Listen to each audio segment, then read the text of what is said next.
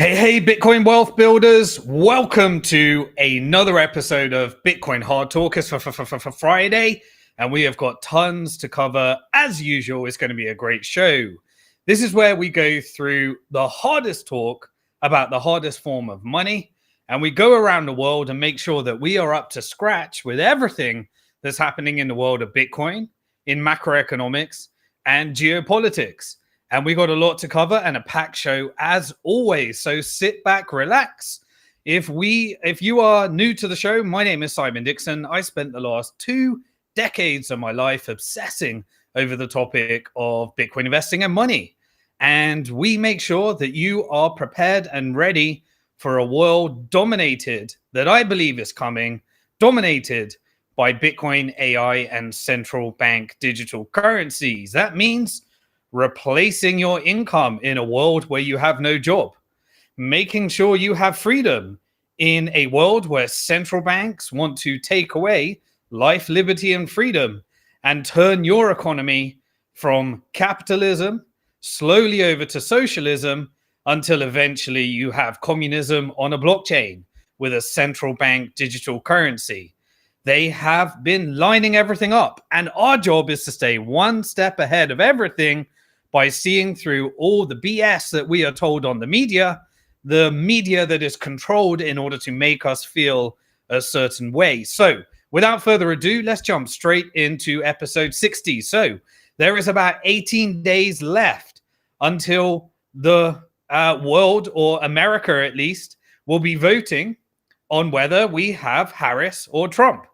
And what I would like to do is I'd like to go through, if I were American, how I would vote. And the reason that I do that is because whatever that outcome is will affect all of us, because the next president of the United States is going to either usher us into World War III or prevent us going to World War III. And so while you may have your issues that you care about, you know, if you're going to be voting on LGBTQ, you're going to vote one way or the other. If you have an ideological alignment to Democrat or Republican, then you're probably going to vote in that way. But what I'm going to be doing is covering what I think will really matter, and then being a bit more strategic, playing a few chess moves so that we can get ahead of it and protect ourselves, because I would like everybody to be as free as Bitcoin made me, where no matter what our politicians do, we have a plan and we can leave them to do what they need to do and call them out along the way and make sure that we prevent the wars that they seem to be taking us through. So I'm going to be doing it in 3 ways as always. I'm going to go through with everything that we need to discuss on This Week in Bitcoin. I'm also going to be discussing the impact of either a Harris president or a Trump president on what I believe the impact will be on Bitcoin and crypto. And then in the second section, I'll cover everything that's happening this week in the macro side, and also cover some of the policies as I see them of either Harris or Trump on the macroeconomic side, and the bit that matters and the bit that doesn't matter. And then finally, when we do the geopolitical section, I'm going to be covering what I believe to be the very, very important impact of either a Harris president or a Trump president on geopolitics and war, because we are also in the midst of currency wars. And there are policies which are stated, and I believe they have very significant impacts as we progress. So without further ado, let's jump straight into This Week in Bitcoin and the impact of Harris or Biden on Bitcoin. So firstly, it's obvious at this stage, if you haven't figured it out, that whatever you may think, whatever you may believe, whether you're a left or right ideologically aligned, it's pretty clear that there's going to be a more pro-Bitcoin and pro-crypto administration under Trump.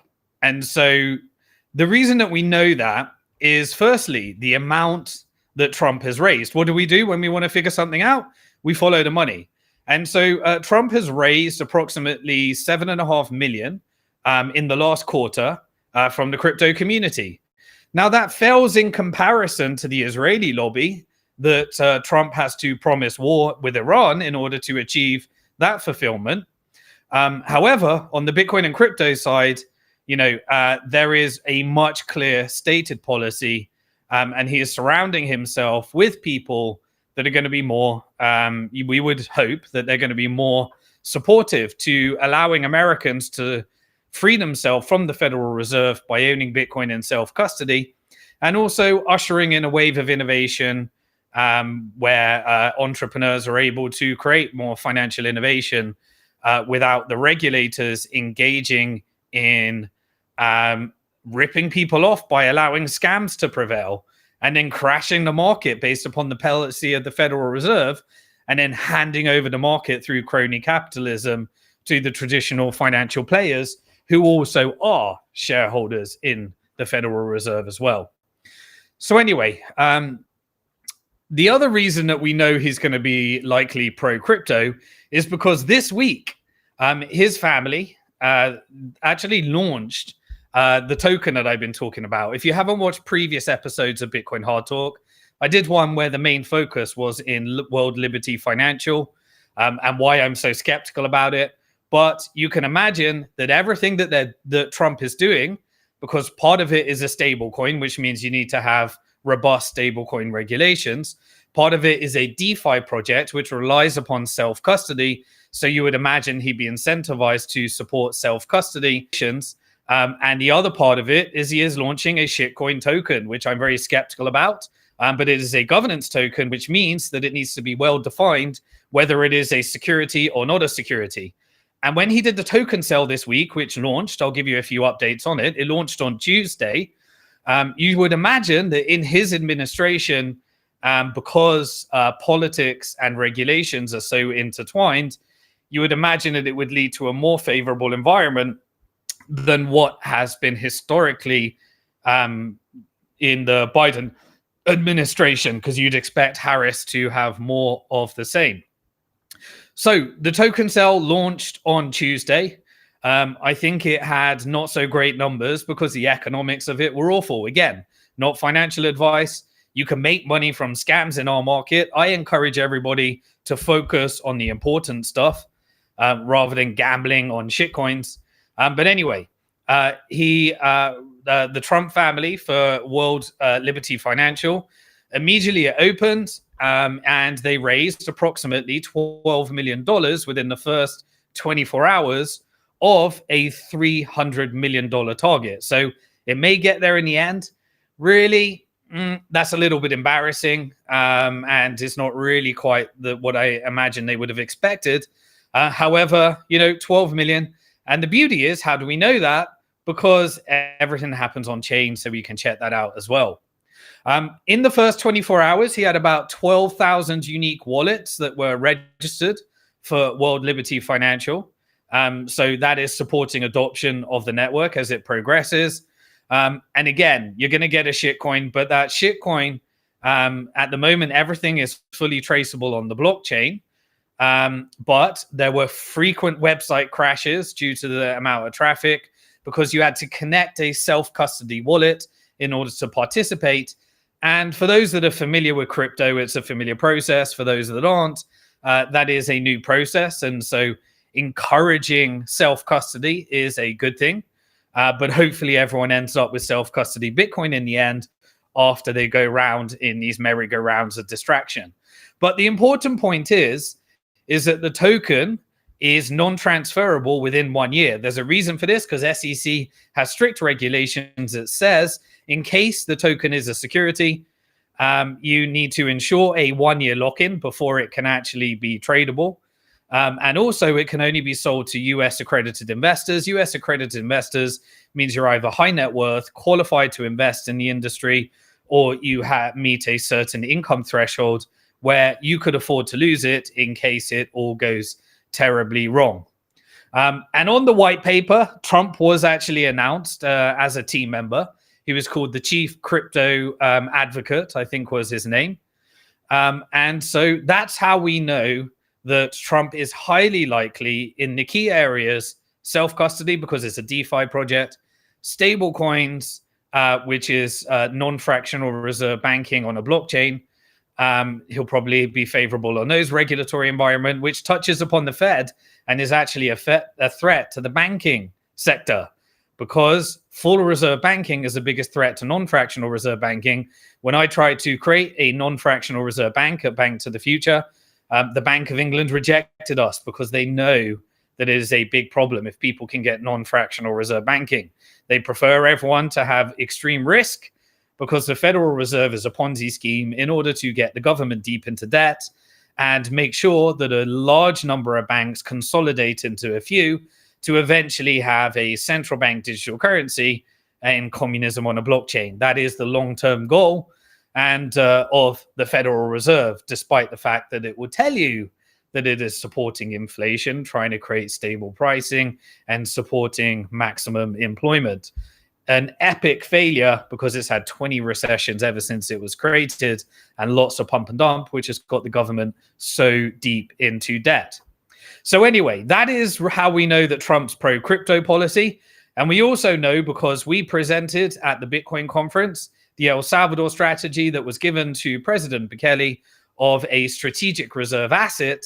And if it is held on Treasury's balance sheet rather than the Federal Reserve's balance sheet, it means that in the future, if Bitcoin goes the way that I believe it will go, America can restructure its economy, free itself from the Federal Reserve in its moment when it really needs to fight the communism of the central bank digital currency with Bitcoin and a restructuring of rather than paying debt to the banks every time it creates money, actually have constitutional money where seigniorage replaces tax income, which reduces the profits from creating money, can reduce the amount of tax, which is what America used to do pre-1913 and pre-income tax. So that all exists, and that can be passed on to the next administration. And if Trump leaves that legacy, then there is a restructuring plan so that America can get back to the Constitution and away from communism with a solid foundation. Now, obviously, the military-industrial complex, the Fed, and the CIA don't necessarily want that, but the next president has to fight against those forces. We'll go more into that in the geopolitical section as well when deciding who you're going to vote for. So let's have a look at the Bitcoin and crypto policy for Harris. So Harris released something, at least, about her crypto policy, and it was really hidden in another policy. And that policy was designed at getting support from American Black men, which is a demographic that obviously Harris feels is important in order to win this presidency.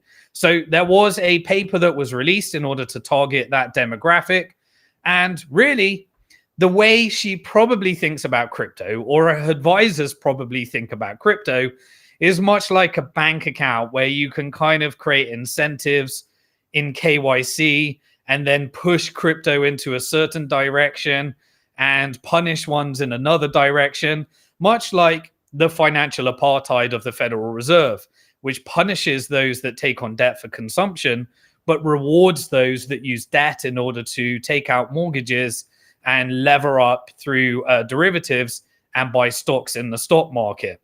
And that creates a financial apartheid because the more you push money printing backed by debt, it pushes more and more people to the left if they consume on debt, and more people onto the right if they use their shenanigans to game the system. And then obviously they write the laws in their favor by putting bribes back into the Congress through lobby groups as more and more wealth gets redistributed, and you end up with all the assets in the hands of a few and a banking system that will be bailed out eventually and move over to a central bank digital currency. Well, anyway, as a result of putting her crypto policy, which she didn't really have, into her policy around how to support, Black American men, we ended up with really a crypto apartheid, where I can imagine how she thought about it. And this just shows sheer ignorance to how crypto works and also the ideology. So she really put this out, and I can see the thought process of her advisors that have no understanding of crypto, but it was coming from financial inclusion. Now, financial inclusion is a worthy vision and a worthy mission. Bitcoin has always played. I've always been passionate about investing in companies that support financial inclusion. I invested in BitPayza to support Bitcoin adoption across Africa. I invested in Uno Coin to support Bitcoin adoption across India. I invested in Bitso to support Bitcoin adoption across Mexico. I invested in AirTM to support Bitcoin adoption across Venezuela and Argentina and various other jurisdictions. I invested in BitMurray in order to support Bitcoin adoption across Zimbabwe and various other ones. So that's how I got into this in the first place, before Bitcoin as well. And the financial inclusion is a promise by being able to give people access to financial services, whether it be stable coins or Bitcoin, and it can have its impact there. But then suddenly she started to look at the demographic and started to notice that American black men, according to her statistics, have 20% adoption in cryptocurrency. So she then made the leap of saying, by supporting the crypto industry, then we may be able to support financial inclusion and target that demographic. But to me, what I heard as somebody that came from the Bitcoin cypherpunk movement, where we were trying to free people from the banking system and the Federal Reserve, is we saw more like KYC coin type of ideology, where you can use demographics within a token in order to support a certain demographic. And then you end up creating apartheid and racism and all sorts of stuff within the narrative and gender politics and all that type of stuff. And so we can see exactly how she's thinking about crypto. And crypto and Bitcoin was created for the very reason that it is a global movement with no borders, where it can be sent to anybody peer-to-peer from self-custody to self-custody with nothing but the purest form of Austrian economics, free market that the world has ever seen. Anyway, so, you can imagine if she gets her way, it will be KYC coin, stable coins, CBDCs, supporting, less of the self-custody type of ideology, where maybe, and I'm being somewhat facetious as well, but maybe black men will be able to self-custody in America, and everyone else may have to custody with BlackRock if the SEC gets their way, because I can imagine that is what the SEC has been promoting, and it will continue into an Harris administration with an anti-Bitcoin and anti-crypto environment, as the Biden administration really has. And so, it is, I think, pushing things in that way. I'm being somewhat facetious, but again, it just highlights to me that Harris's crypto policy is a big fat zero. So please, somebody tell her Americans what made America great in the first place, which is property rights pre-1913. It was life, liberty, and freedom, and it was the ability to benefit people from the dollar rather than benefiting the Federal Reserve and its shareholders that own the stock in the Federal Reserve. So what is important in this vote? I believe that the Bitcoin vote is very important. Now, do I believe that Trump is the savior? Of course not.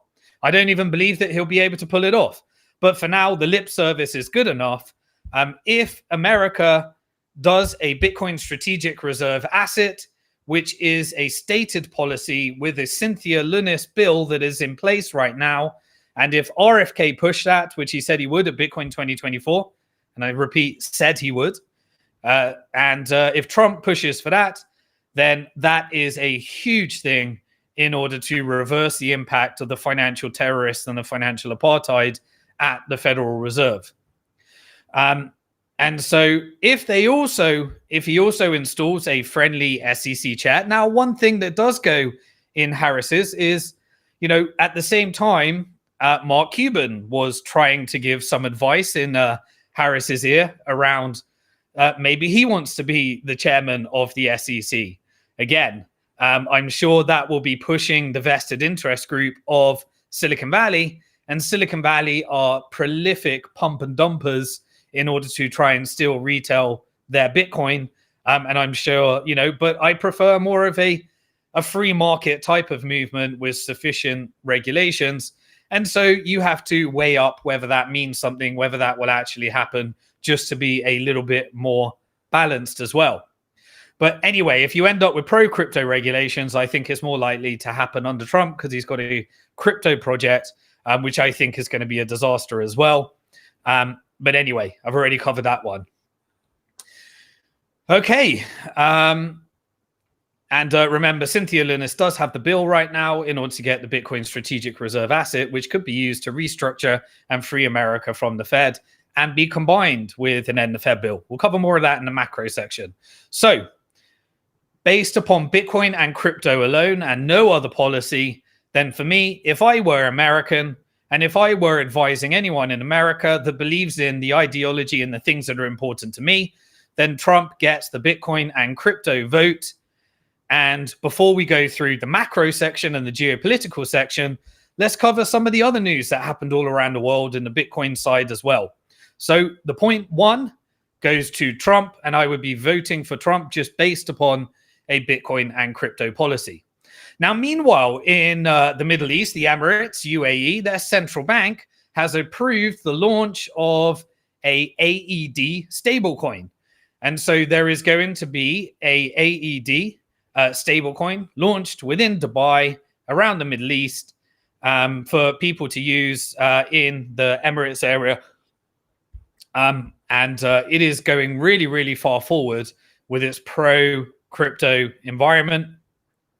And I'm really interested in seeing some of the energy and the movements into Bitcoin mining as part of, say, Saudi Arabia's 2030 plan, presuming that we can get past the turbulence that our politicians are taking us towards as well.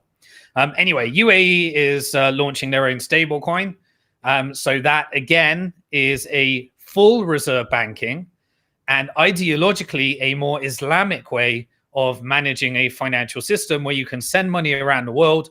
But if it is backed by debt, then it is less riba intensive for those into Islamic finance in the UAE versus, a full fractional reserve system at a bank, which has riba and gambling built into the system at the protocol level. Now, meanwhile, within Italy, they decided that if you can't beat them, join them and tax them. And so this is a strategy that you are going to see. So in UAE, they obviously went for a tax-free environment for crypto because they have resources that they can subsidize their economy with. But Italy, that has less resources, is looking to, rather than reform their banks, they're looking to say, let's embrace crypto, but let's increase the capital gains tax on Bitcoin. And so they had a policy to increase the capital gains tax from Bitcoin from 26% to 42%. So this really just shows you that the whole thing of governments banning Bitcoin, they won't do it. It will just split into two because the opportunity is too good for countries. And there'll be environments that support the adoption, which will create a migration of talent that cares about that over to those countries, and an emigration, as it were, away from the countries that are stinging their residents through increased capital gains tax. But at least the governments can benefit from the growth of the industry, and they can put off and offset some of the predatory debt slavery and interest payments that these governments that are deep in debt are incurred to by giving up Italy's currency when they bow down and kiss the ring of the European Central Bank and created another financial apartheid within Italy. So that the Rothschild Bank, the European Central Bank, could benefit from the seigniorage and all of the money creation from the Italian economy. And the reason for this as well is they need to increase taxes. Why do they need to increase taxes? Because the European Central Bank has destroyed them through the financial apartheid. And they have also been the victims of their so-called friends, where the ECB has robbed them. And countries like Germany, which had a partnership with Russia and a Nord Stream pipeline, which was supporting cheaper gas to Europe, and to support the manufacturing and production industry in Germany. Well, America decided to have a terrorist attack, blow it up, and create an inflationary cycle within Germany, at the same time as saying, you're not producing cars, you're not allowed to trade with China, you're not allowed to get any of those cheap chugs, you've got to put higher tariffs on it, you've got to bow down to the European Central Bank. And at the same time, you need to buy all your gas from us, and your manufacturing base needs to be taken over by NATO in full support of the military-industrial complex. So rather than creating cars, you can create weapons of mass destruction, so that American companies and the war machine in America and the German economy can just essentially become wartime economies, as the Federal Reserve bankrupts the governments, the ECB bankrupts the governments, and drives us into World War III for profits. So the European Central Bank, come on, it needs to find a way of getting its interest. And ever since it took away the seigniorage income from sovereign countries, it tends to just lead to one result: increase in taxes, until eventually the banking system collapses, one central bank digital currency, and you might as well just go 100% tax and universal basic income and implement the Marxist manifesto on a blockchain with all of the technology and artificial intelligence in order to blow up people's phones like they do in Lebanon by Israel, based upon all the data that is feeding the algorithms, based upon this technocracy that is being created as a result of giving up our sovereignty to the central banks. Anyway, so more and more countries are most likely, they won't ban Bitcoin, and they will simply integrate a way to offboard from their currency, their central bank digital currency, into Bitcoin and charge tax on the way. And you'll just be deciding, is the tax worth it to get freedom? And that's why I want as many Bitcoin in the hands of as many people in self-custody, not in the hands of BlackRock and Fidelity and Bank of New York Mellon, as many people with it in self-custody, so that if Bitcoin goes the way that it always has, in the way that the 4-year cycle has been designed, you end up deciding whether you want to switch country to an environment that supports it. And also there is ways of going on board and off board by some of the designs on fiat currencies, like what BRICS has been released, which aims to create a network for all of these different currencies, where no one country can actually control the entire network, to remove the hegemony power that is exerted through these central banks as well.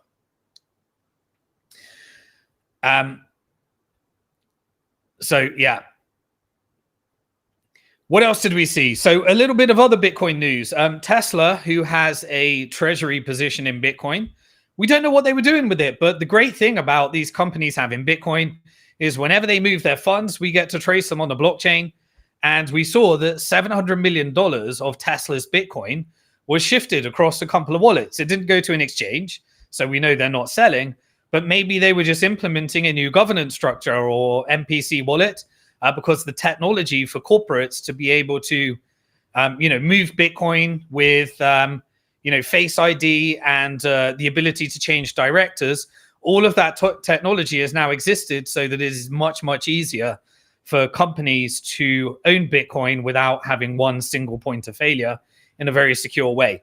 So Tesla moved them. We don't know what they're doing. My guess is that they were just upgrading their technology, and they're going to keep that on the balance sheet.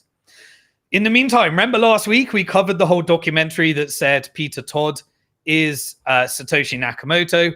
Well, our old friend that got sued in UK court, Dr. Craig Wright, for pretending to be Satoshi Nakamoto and forging documents in order to try and prove it, Dr. Craig Wright is back. He got very jealous of HBO saying that Peter Todd was Satoshi Nakamoto. And guess what? Peter Todd is not Satoshi Nakamoto, and nor is Craig Wright Satoshi Nakamoto.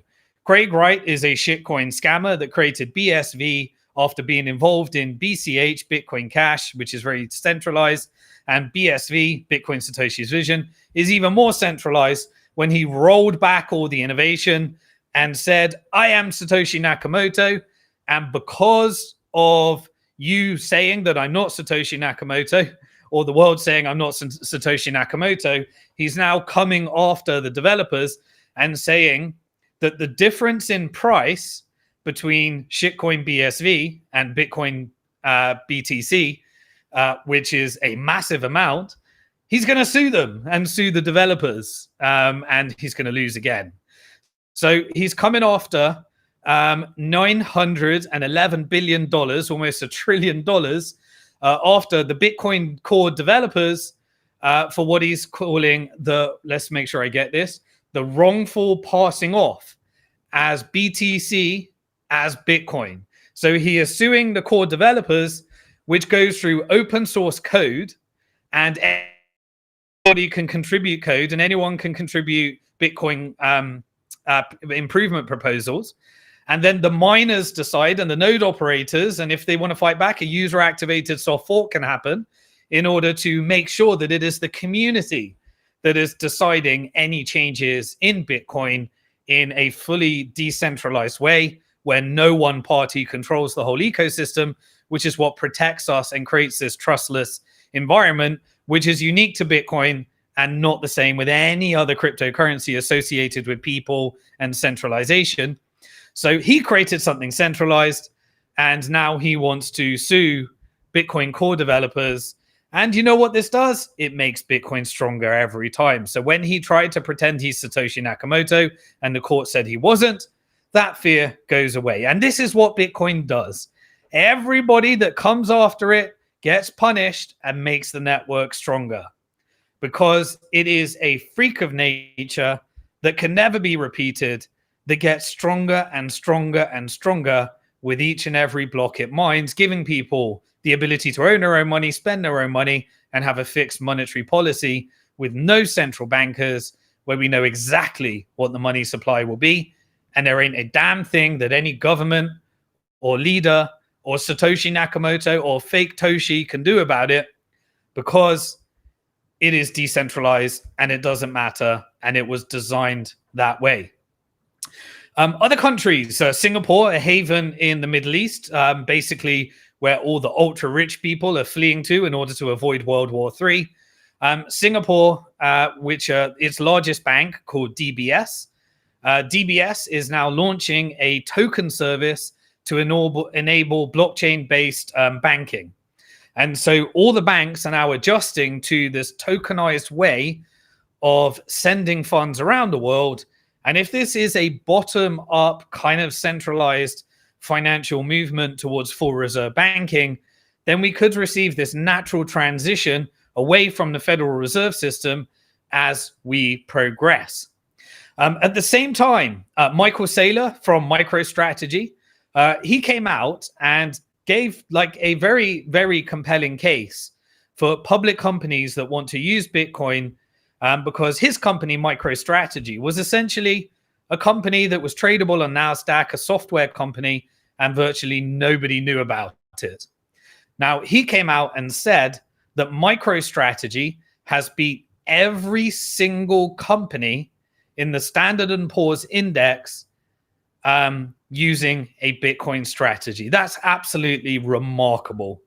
By simply using Bitcoin and demonstrating to the world, by using a treasury management strategy for your company, using Bitcoin rather than fiat currency, he beat every single stock on the S&P in the world, which is absolutely remarkable. Speaking of traditional fintech players, Venmo, they've got 60 million users, US users. They're now saying we couldn't beat them, we'll join them. And so now those 60 million US users can buy crypto using a partnership with MoonPay. MoonPay was an easy way of going from card payments to cryptocurrency that many different companies integrate with. And at the same time, the government continues its rampage based upon allowing fraudsters to steal billions from Americans in leading up to 2022, and then creating a Federal Reserve pump and dump that crashed the whole market, exposed the fraudsters, and then the SEC and regulators suing all of the traditional players, coming after all of the banks, shutting down the banks that were supporting crypto players, and then creating their own regulatory environment in order to hand the market over so that you can be fooled into buying Bitcoin through centralized institutions. The FBI decided to continue its rampage as well. And it was pretty funny. If you remember, I think it was either the end of 2023 or the beginning of 2024. I think it was towards Christmas 2023, if memory serves me right. I would have covered it on a Bitcoin Hard Talk show at the time. Somebody hacked the SEC's Twitter account on X, or X account, and basically said that the SEC has approved the Bitcoin ETF. And this hack was posted on X, and by saying that this was before BlackRock got approved in January 2024, this was done via a SIM swap. So a little bit of security lesson: never use SMS for your security, because what happens is hackers, and there is institutionalized business, sometimes sponsored by state actors like Lazarus and groups in North Korea, for example, and different groups. They basically pretend and call up call centers with your phone number, manage to get a PAC code, change the SMS number, change the phone number on your phone, and then they can get the code in order to hack into your crypto and use the fact that you've got a SIM. It's called a SIM swap. In order to steal crypto. Many people lose money that way, which is why you should always be using a two-factor authentication app, which stores it remotely on the device, rather than being able to have a centralized party like a telco where they can do a SIM swap. But essentially, that's how they hacked the SEC. And then immediately, when they created the false announcement, I called it out on X Spaces right away, because the way it was worded was definitely not sounding like the SEC. But obviously, once the approval was announced on the SEC website, immediately the price of Bitcoin went up $1,000 in a very, very short period of time. And then Gary Gensler came out and said it was hacked. I didn't write that. There's no ETF approval. And then the price crashed back down to $2,000. And the FBI hasn't said yet, but I'm pretty sure they would have got all the evidence by the fact that they were long and shorting on an exchange, which is how they connected many people that profited from 9/11, which were some of the big links back to Mossad, and those that were profiting because they knew about 9/11 before it would actually happen as well. And so a similar thing happened here. And so the FBI has arrested the people behind it, and they'll be making an example out of it for hacking the SEC and engaging in market manipulation, as they should, really. Completely lawless. But if it teaches us how to protect ourselves, then that's all good. ETFs, as the price of Bitcoin went up, there's a bit of a recovery. Remember, we covered this on Bitcoin Hard Talk. Historically, about 6 months ago in April, we had a halving event. And then round about October, you have the upward part of the cycle. You tend to normally, and I'm not saying this will happen, but historically it has, you get a quieter period around about December. And then through to 2025, you tend to enter into a larger bull market into the second year of the halving cycle. And it so far is playing out exactly as it has in previous cycles. But each cycle, you tend to get diminishing returns as liquidity goes up, because it's more obvious as we progress. And with all of the ETF providers, they've all now heard the pitch. They understand what Bitcoin is. All of the ETF providers are accumulating a larger and larger position. All of the financial institutions are accumulating a larger and larger position. And this is driving up the natural way the Bitcoin 4-year cycle goes. For those of you that want to, every 4 years, I'm going to be doing my next one next year. I'm preparing all for it now. I go through exactly the easy way of protecting yourself for a world of Bitcoin AI and CBDCs. I do it for free, where I have a Bitcoin Wealth Builder program for any customers that bank to the future. I'm going to be doing the Bitcoin Wealth Builder program at some point next year. And if you are registered for my free Bitcoin Hard Talk membership portal on simondixon.com, then I'll make sure that you get an email, because I'll be sharing with you exactly what everybody can do to protect themselves. Over the years, I've touched millions of people and been advocating for Bitcoin ever since it was $3, and just have many, people that thank me for making them either. We had there was a Trustpilot review recently where somebody said I'm entering into early retirement. I'm not saying that I can do that, but Bitcoin has done that when you follow a dollar cost averaging strategy rather than actually trading.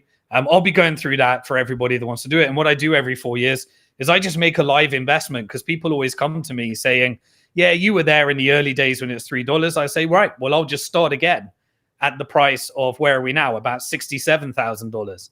And every 4 years I publish the results, and I'll show you the results. It's over 10x at the moment. And I always do it live, and everyone thinks, Bitcoin's hit the top. It's too late. I missed the boat.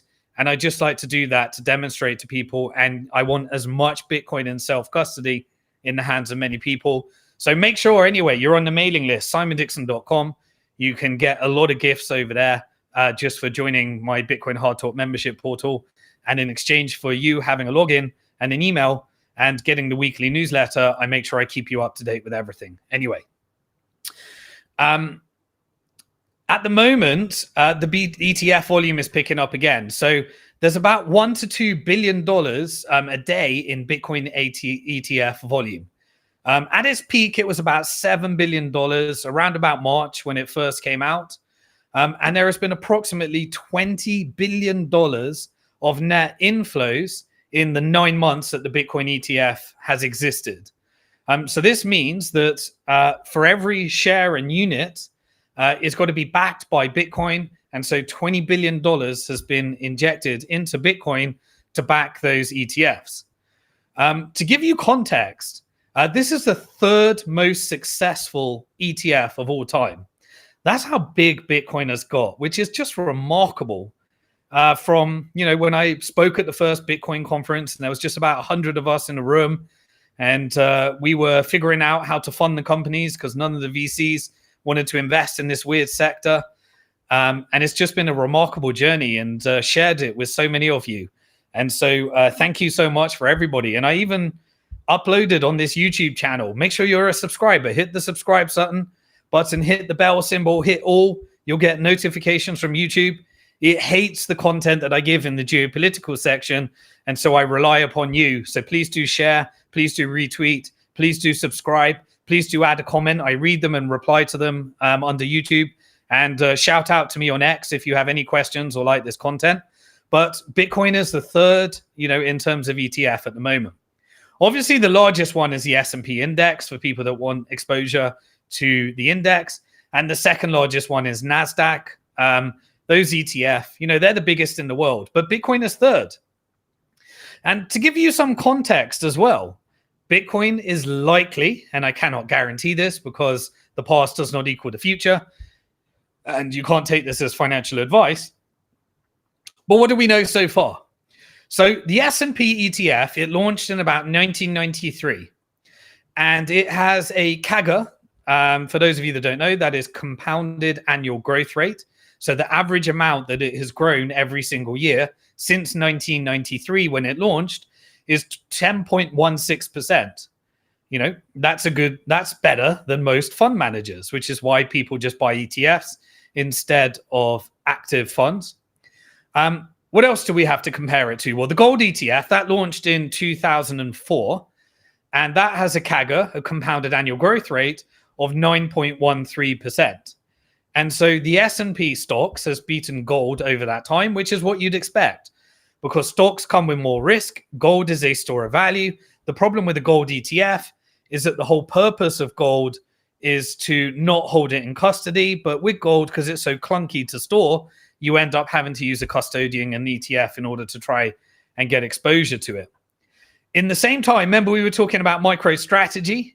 MicroStrategy, that company implemented its Bitcoin strategy in 2020.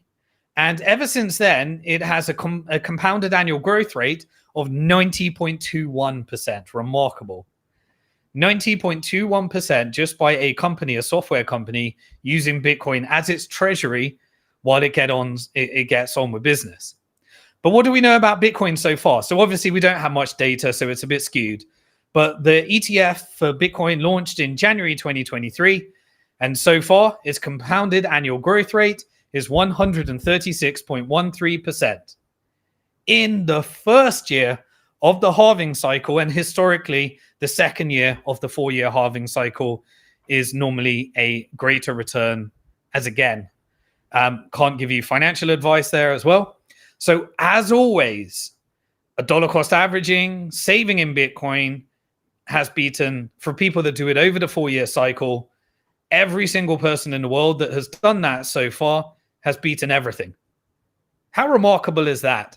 And you can hold it in self-custody, and you can send it peer-to-peer and spend it to places with no permission from banks, no permission from government, and no central bank that can just change a monetary policy and dilute the value of your savings.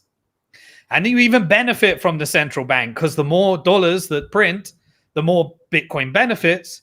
And when the whole system blows up, yeah, we don't know what will happen.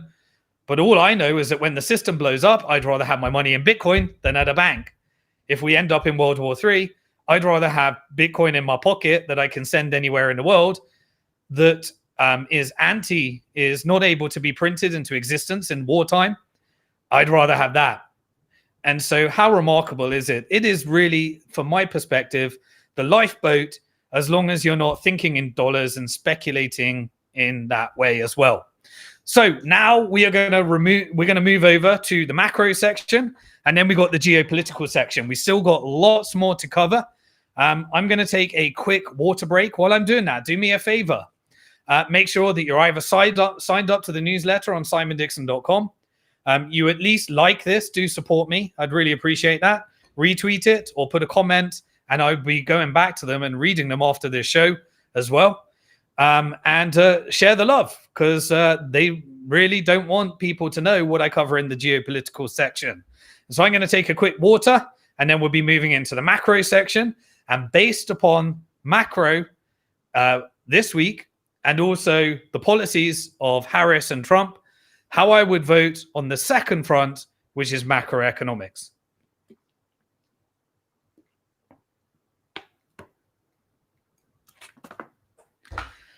Okay, brilliant. So what happened in macro? Let's start with the Trump and Harris part as well.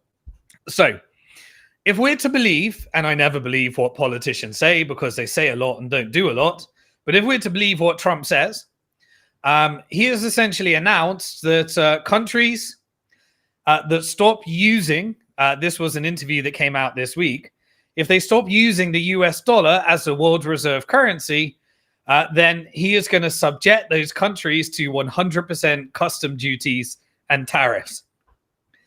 This is how you kill the dollar.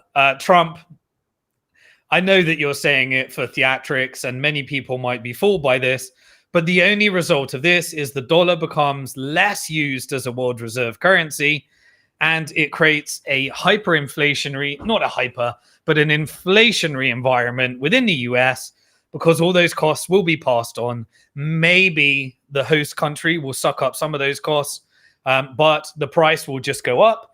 And a country that can manufacture a lot cheaper than America, like China, will still be able to sell it even with the 100% tariff. It is the American people that will suffer from that. Now, I know that there will be a knock-on impact where you can support the manufacturing industry in America, which I do think is something you should be doing, but it still won't be able to compete on that side as well. So 100% tariff on a country that is trying to, diversify into BRICS or Bitcoin or their own currency and not use the dollar as a world reserve currency, it will just accelerate the decline of the US dollar and increase any competition to world reserve currency in the currency wars as well. So when you sanction all these countries, when the CIA overthrows those governments, when the profits come back into the military industrial complex, and when you use the media in order to create fake narratives about people get upset. They decide when you sanction and steal their dollars and the dollar reserves that they want to find an alternative. And then if you implement a tariff on top, the whole industry and the whole global economy, which is a series of central banking Ponzi schemes, redacts down to a disaster. And Trump, you will be responsible and you will be blamed, because the media hates you, on the fall of the US empire when more and more people move over to BRICS and various other things as a result of these 100% tariffs. And so this is why I like currency competition, so that currency wars have less power, so that we can actually get to more free markets, smaller governments, and Bitcoin can regulate fiat currencies by creating an exit. And that's what we want. We don't want absolute power corrupting absolutely, which is what the dollar has done. And you end up with crazy policies like this, where you essentially have to bribe people into keeping the dollar as the world reserve currency. Essentially, you have officially, if you do this, reached shitcoin status. However, I don't think you'll do it. And so I think it's just theatrics to fool people that are less clued up on economics. Now, the best way to tackle inflation, as we know, is to implement a Bitcoin strategic reserve asset strategy, restructure the economy away from the Fed, and to end the Fed and take back the control of seigniorage income so that you can tax people less. You have to pay less interest by creating money as debt, as is the case with all countries that create their own fiat currency and use seigniorage for the benefit of the people rather than for the benefit of banks. And then you can tackle inflation. In the meantime, if you're keeping the Federal Reserve System, then you are keeping a debt-based Ponzi scheme, and you can't pay down the debt because the Federal Reserve System needs the government to go into debt in order to have an economy. It needs you to go into debt in order to have an economy because money is debt. If you want more money in the economy to stimulate, you have to have more debt under the Fed's system and Ponzi scheme. If you want less debt, you have to have less money. And so clamping down on government spending will just create a depression. And so, you know, the only way to actually reverse that is to change the dollar back to constitutional money rather than a debt-based Ponzi scheme for the benefit of the banks. That's what I covered in my book many years ago, the first published book in the world to include Bitcoin in 2011, Bank to the Future, Protect Your Future Before Governments Go Bust.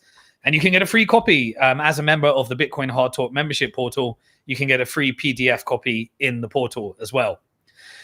So the only way to end the Fed is to actually, from my perspective, follow the strategy of El Salvador that they're using in order to take on the IMF, which is to have a Bitcoin strategic reserve asset strategy and to expose the corruption that will allow you to take on the CIA, because all the corruption on foreign policy is happening outside of Congress and outside of government approval through the deep state, which is a code word for the Bank of England, the Federal Reserve, the CIA, MI6, Mossad, and the military-industrial complex and various other stocks and companies that benefit from the Ponzi scheme, the dollar Ponzi scheme and the pound Ponzi scheme and the euro Ponzi scheme through the International Monetary Fund, the World Bank, and the Bank for International Settlements.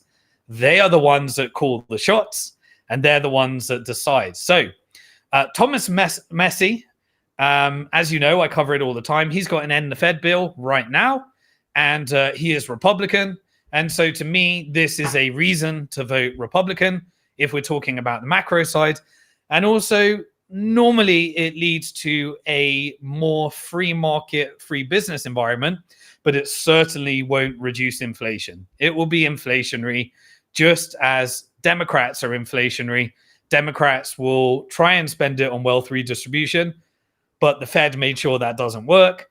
And the Republicans will spend it on some kind of pro-business type of environment and lower taxes, but they will make the government bigger and bigger and bigger because that's the way the system's designed, with a debt-based dollar Ponzi scheme in the proof of weapons network, as we always cover. So if the most important thing for getting to an end the Fed strategy longer term is you need to expose the deep state for what it is. And I think the best way is to take advantage of the fact that everybody is learning more and more about the toxic relationship between America and Israel as we get closer and closer to war, which I always cover about. And so if you expose by releasing the declassified documents and classify them and release them, then America can discover some of the immense corruption that has happened from that toxic relationship between Israel, the military-industrial complex, and America. So RFK, who I believe his family was assassinated by Mossad, has said that they will release the JFK files. Now, Trump said it before and didn't do it because I think he knew what the consequences are of exposing that Mossad was connected to the JFK assassination, and the CIA was also in on it as well. But he said that he will. So RFK and Trump said they will. Harris has said nothing about it. RFK and Trump have said that they'll release the 9/11 files, which I believe also points back to Mossad, Saudi Arabia, the so-called friends and allies, and the CIA.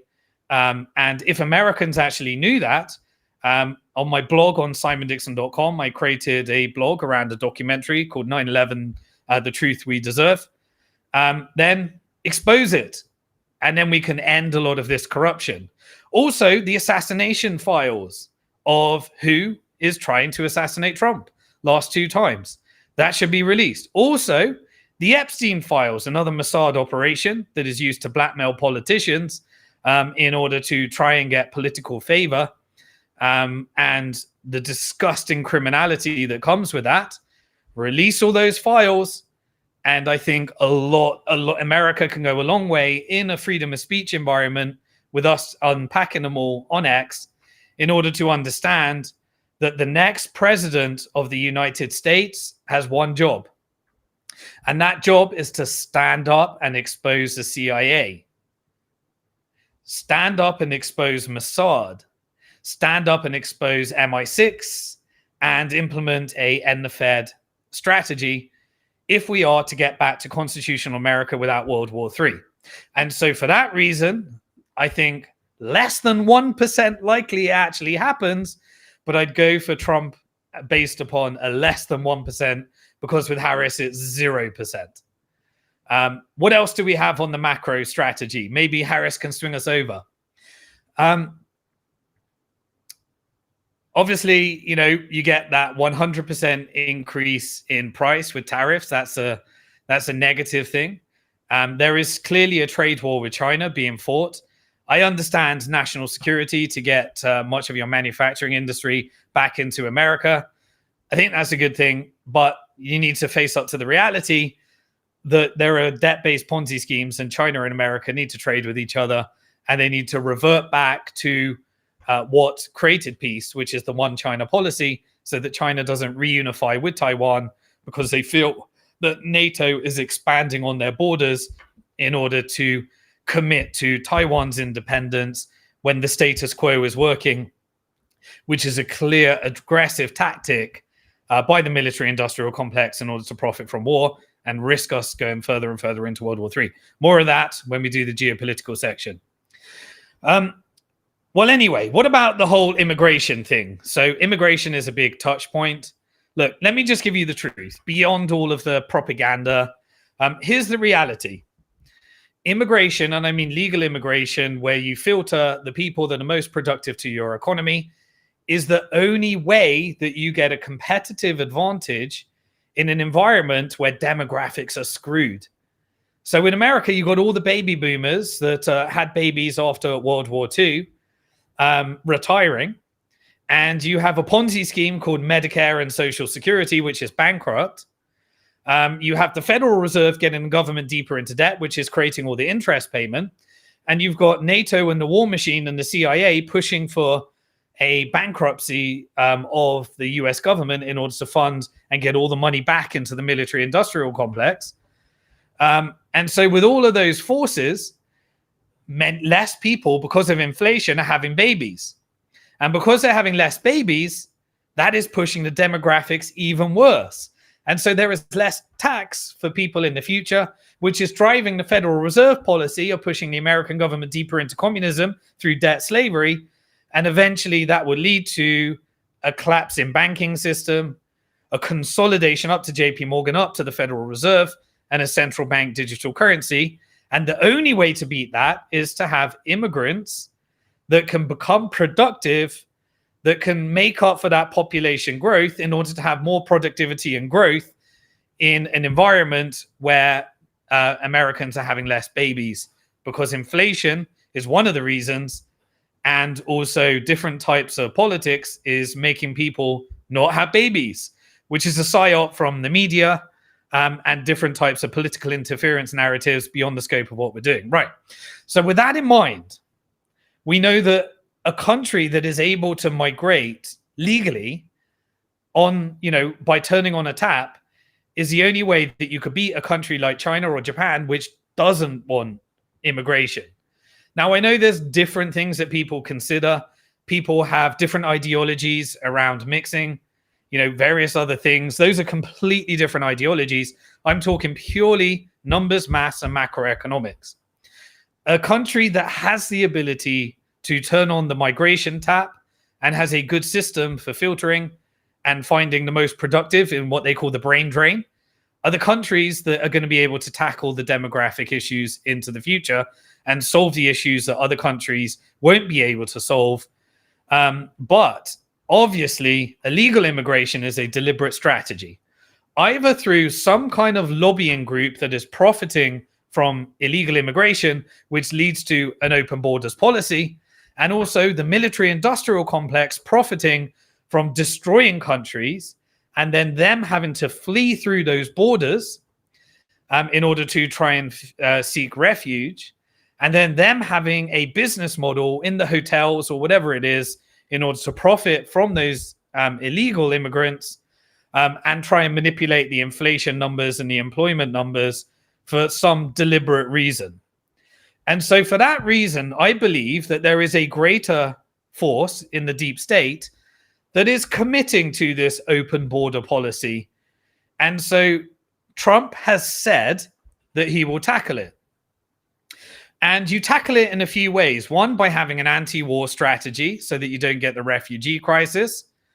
And you have a security strategy on the borders. Now, Trump clearly made his strategy around, closing the borders and being able to have illegal immigration narrative. So that is his narrative. That is one of the things that he is really, really pushing.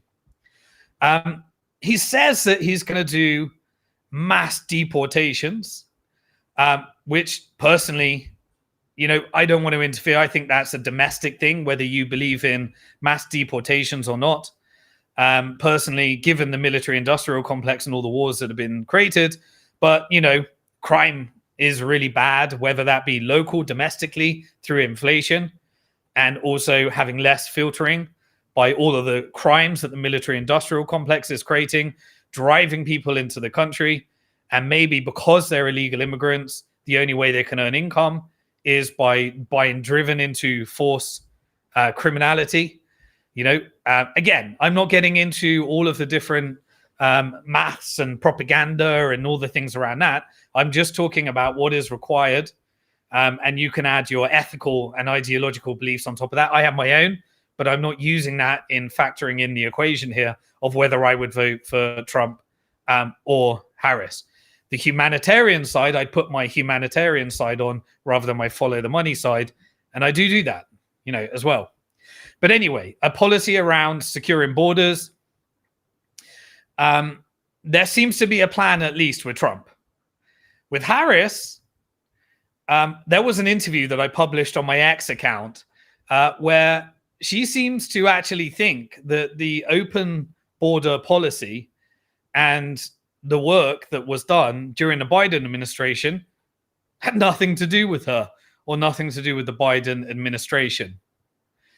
And so what is her policy? Well, basically, she was lying on TV or just didn't know through ignorance that there was no policy, because clearly there's a psyop and it must have something to do with following the money and the lobby groups that allowed the open border policy to persist based upon some kind of money trail that I'll probably cover in a future video once I go and invest some time in it. So what are Harris's policies on the macro side? Well, as I said, she wants to subsidize small business loans and focusing on the black male demographic that she wants to get the vote for. subsidizing small business loans is actually a pretty wise strategy in a debt-based monetary Ponzi scheme. But it's also a dangerous strategy. Banks don't lend to business because it's higher risk. They'd rather lend to real estate because they can repossess it. They want people to be in debt slavery for the rest of their life. They don't want people to speculate with the money. But speculation is where all the jobs and productivity comes from. So by having a support of the banking system and real estate policy, which is privatizing fractional reserve banking, using real estate in order to stimulate an economy in a debt-based Ponzi scheme, then that pushes up the price of real estate, but it crowds out the productive economy for bank lending. And so it won't likely work by creating some kind of subsidies.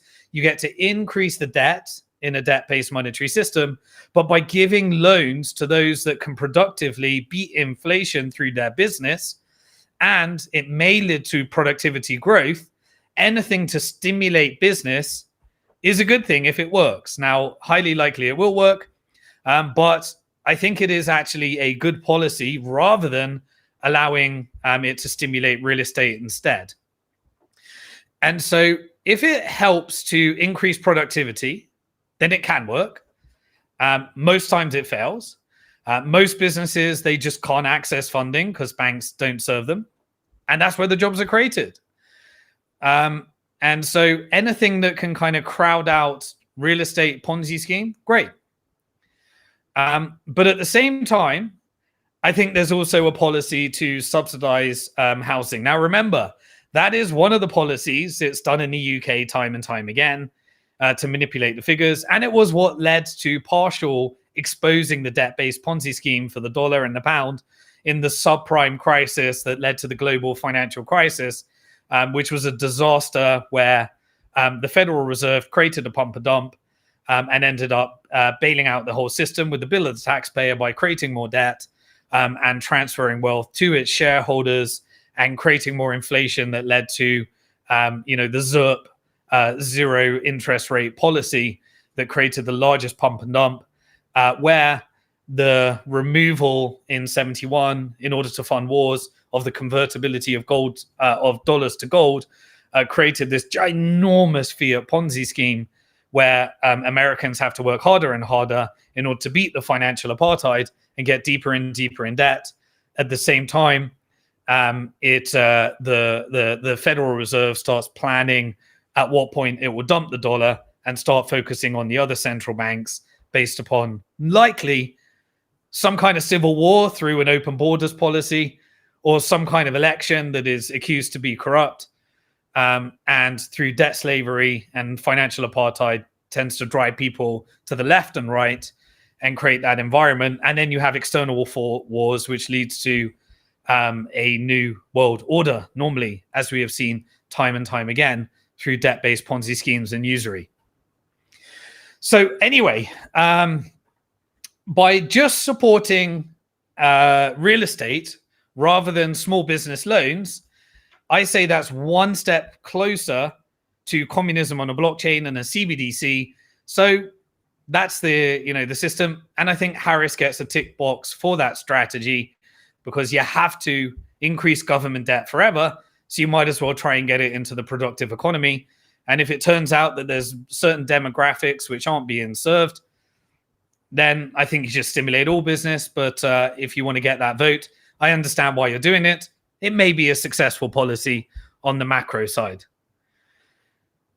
But on the immigration side, Harris seems to think that she can just blame Trump for her own, open border policy that happened with not just her, but as VP and the Biden administration. And so I think that was very disingenuous. And she seemed not to know that she hadn't done squat and that was her job over the last 4 years. Until, she was woken up and we were told, okay, Biden's no longer the candidate. Harris is the candidate.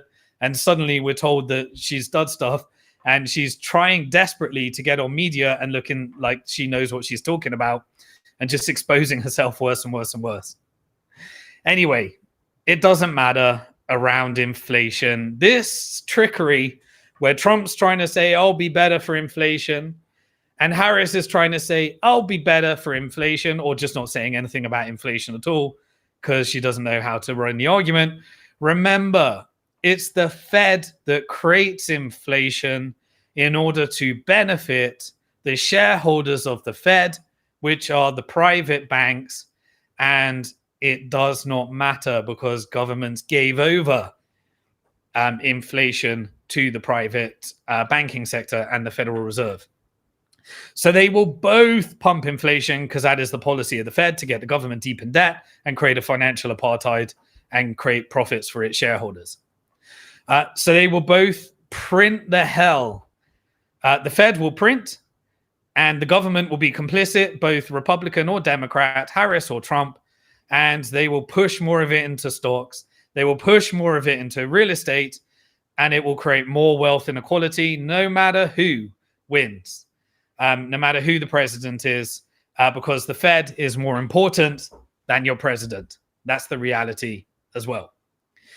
But if you focus on deregulation and a pro-business environment, then it's easier to stimulate business. If you stimulate business, you might get productivity increase greater than the additional amount of debt that you're taking on from the Fed. And it means that you can keep the Ponzi scheme going a little bit longer and cover the interest on the Fed to profit the bank sector, and just keep the hamster wheel rolling a little bit longer.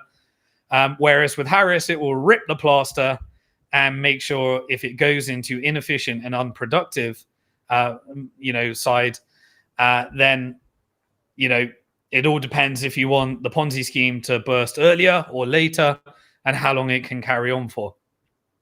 Now, stupid policy as well on the macro side. He's making a big deal out of Elon Musk, and Elon Musk is saying he's going to head up the efficiency department, which means that he wants to reduce government spending, which means that you will create a depression, because reducing government inflation means that somebody else has to take on the debt, because the Fed is a debt-based Ponzi scheme where you cannot reduce the debt without creating a depression, because money is debt under the Federal Reserve System, and you need to create new debt in order to service old debt. And you need to push down interest rates instead. And then you get all of these pump and dumps when you want to redistribute wealth and the financial apartheid. So that means that both Trump and Elon Musk are just saying this, or they don't know how the US dollar actually works. So reducing government debt will create a depression. Therefore, it is a farce, and it should not be factored into the decision-making process. Now, if it was around, we appreciate that there is definitely going to be debt. We're not pretending we're reducing debt. And we want to make sure it goes more into the business environment, then okay. That's a valid function in terms of efficiency reallocation of debt. But it's a complete farce if they're saying they're going to pay off the debt by reducing government debt. It ain't possible. It's a Ponzi scheme. It would lead to the end of the empire without a restructuring and an end of the Fed bill and a strategic reserve asset and all the other things. What else have we got? So, yeah, as I said, the only thing that really matters on the longevity of the macro side is a restructuring of the Federal Reserve, an end the Fed bill, and a little stat just to help you understand how this works. And this will play into the geopolitical section as well. I'm going to use October the 7th as a starting date, 2023, for a reason. I'll cover that in the geopolitical section. But from September the 30th, from October the 7th, 2023 to September the 30th, 2024, when you as Americans unequivocally supported the military-industrial complex profits at the expense of your own people by creating more inflation, you printed $17.9 billion in order to support Israel's, what I call a genocide. This raised basically U.S. operations in the region and supported the genocide. And all of that money will come straight back into the stock price of the military-industrial complex. So the reality is you have to be a supporter of the war machine in order to combat that and benefit from that. So if you don't own military stocks, then this just dilutes your wealth. And then you have ethical considerations, because now you actually have to benefit from genocide in order to actually support the dollar. And the dollar is why we're destabilizing and enriching and toppling governments in order to make sure that the demand for dollar through the petrodollar goes back to investing in US treasuries in order to support the debt system, in order to keep the Federal Reserve and the profits for the banks going, in order to pump it back into the stock market of the war machine. That's why you unequivocally support Israel. I'll cover more about that when we understand from the third side who I would vote for with Harris and Trump as well. So for that reason, this is where the macro side kind of points that way. The ethical side, if I put my humanitarian hat on, says don't reward genocide. And if you don't reward genocide because of the redistribution of wealth to the military-industrial complex that's profiting from a genocide in Gaza, then that again pushes me towards Trump, that side, because it would be disgusting from my perspective if the Biden administration committed this genocide by covering up, and we'll cover more in the geopolitical section, using the media, and I'll point more details onto those that want to follow the money on this trail, where I can back it up all with facts. I think it would be inhumane if Biden-Harris got reelected after committing a genocide for profit and lying to the American people.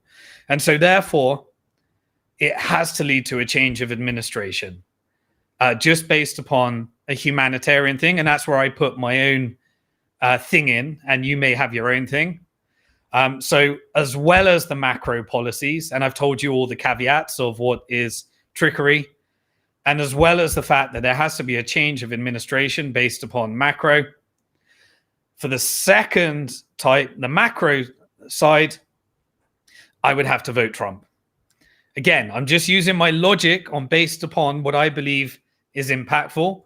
It's no whether I like Trump or anything like that. I hope you understand my logic. And so now let's cover more of the let's cover more of the macro stuff around the world. And then we'll do the final analysis on who I would vote for based upon the current geopolitical section and avoiding war.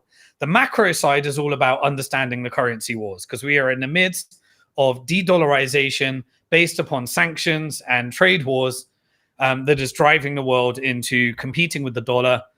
And so we've got to start looking at some of the other trends as well on that. So on the macro side, China has decided that it will be issuing $6 trillion of yuan bonds. That's in order to fund an aggressive economic stimulus. And so China is going for similar system as US.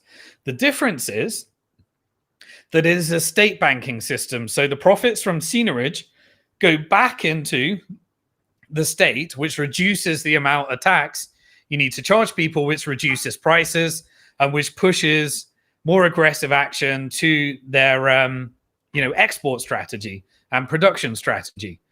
And this is why it's so important for the world to just get through these destabilization. They're going to issue $2.3 trillion of yuan in a special bond issue to boost the economy as well. And because of the sanctions, because of the aggressive trade wars with China, and the sanctions that have been imposed on Russia as a result of the NATO expansion that led to a counter-invasion, and the expulsion by the UK and US and NATO and Europe of making sure there's no peace talks to support the profit of the military-industrial complex, which is leading to death. Russia and China have almost completely eliminated the US dollar from all of their trade between each other. And that came out from the Russian finance minister that said all trade, which used to be done between in the dollar, is now being done in local currencies, and to support demand and support the de-dollarization to create competition. There was a video release, which I released on my X feed as well, where those that were at the BRICS forum, they started testing the new payment system of BRICS, which is a QR code system, which works off BRICS Pay.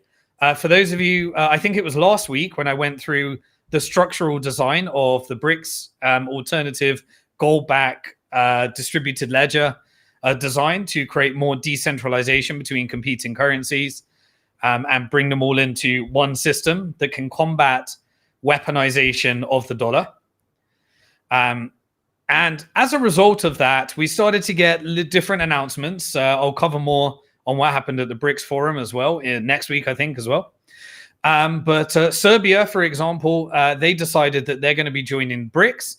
And the announcement that they made is they see it as an alternative to joining the European Union, which puts you in the policy of the European Central Bank, which is another military-industrial complex controlled by the same Rothschild banking system that created the Bank for International Settlements and a debt-based Ponzi scheme in order to drive Europe into war as well, for the profits of the military-industrial complex and the proof of weapons network that is created by the ECB, the Bank of England, and the Federal Reserve. Now, China has been very, very aggressively increasing its oil reserves. And so if it wanted to combat any kind of oil pump where Saudi Arabia might want to interfere in politics and support the Harris or Trump, based upon controlling the oil supplies, based upon Israel's retaliation to Iran that could impact oil prices, well, China and Saudi Arabia can have a big impact because China has been building vast reserves that has been buying from Iran oil and Russian oil, that has been subsidizing being able to double the war effort in order to combat some of the NATO expansion that's been happening, which is really the crux of the multipolar system that we're receiving right now. Now, this has led to quite a lot of volatility in oil, initially based upon Biden saying, we're going to approve Israel coming after Iran on their oil fields. That created a pump. Then he said, no, we're not going to do that. That created a dump. And then based upon different messages, we've had volatility around that. But we know that the supply can be changed in order to make sure that it doesn't have too much political interference, because Israel could use their retaliation as a way of deciding, based upon any sharp economic reactions, whether Harris gets elected or Trump gets elected. So in order to try and dampen this down, Biden announced that Israel would not strike oil fields, which led to a bit of a correction. I think we're around about $72 for Brent crude oil at the moment per barrel. And so I keep an eye on that price. And, essentially my original analysis was, if it wasn't for that massive increase in China reserves, then Saudi Arabia could have a big impact, and Israel could have a big impact as well. And my theory was that if they had a low reaction to Iran from Israel, then that would be a gift for Harris. And therefore, you could come to the analysis that Harris is the chosen one for Israel's, based upon America's foreign policy being Israel's policy as well. So let's now look. That's all of the macro stuff we've got. Let's jump into the geopolitical stuff. We've got one more concentration. So do me a favor. Retweet, share, put on the comments. We got the geopolitical section. I'm going to be covering a bit of history to make sure you understand it. We got a bit more to go here. And then I'm going to be covering the exact final analysis of how I would vote, putting this together, and hopefully you can make your decision as Americans. And those that don't get a vote and get impacted by America, at least you can prepare yourself based upon the different trends that we cover every week in Bitcoin, macro, and geopolitics. So I'm going to refresh my voice, do a retweet, do a share, do a like. Make sure you open a tab with simondixon.com if you're not a member of my newsletter and you're not a member of the membership portal yet to get all the free gifts. Make sure you put that up so you can sign up for that later. I'm going to take a little bit of water. So on 3, 1, 2, 3, hit the like button, hit the share.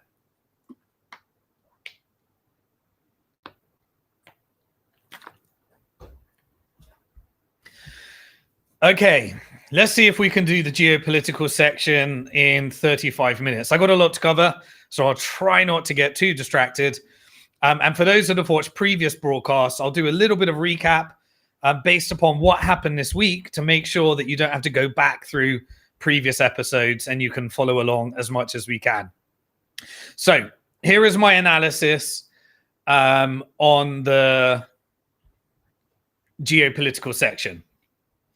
I believe that both a Harris administration and a Trump administration are taking us to where America will be going to war with Iran as a covert regime change based upon the policy of the CIA and the policy of Israel as a conduit for US foreign policy.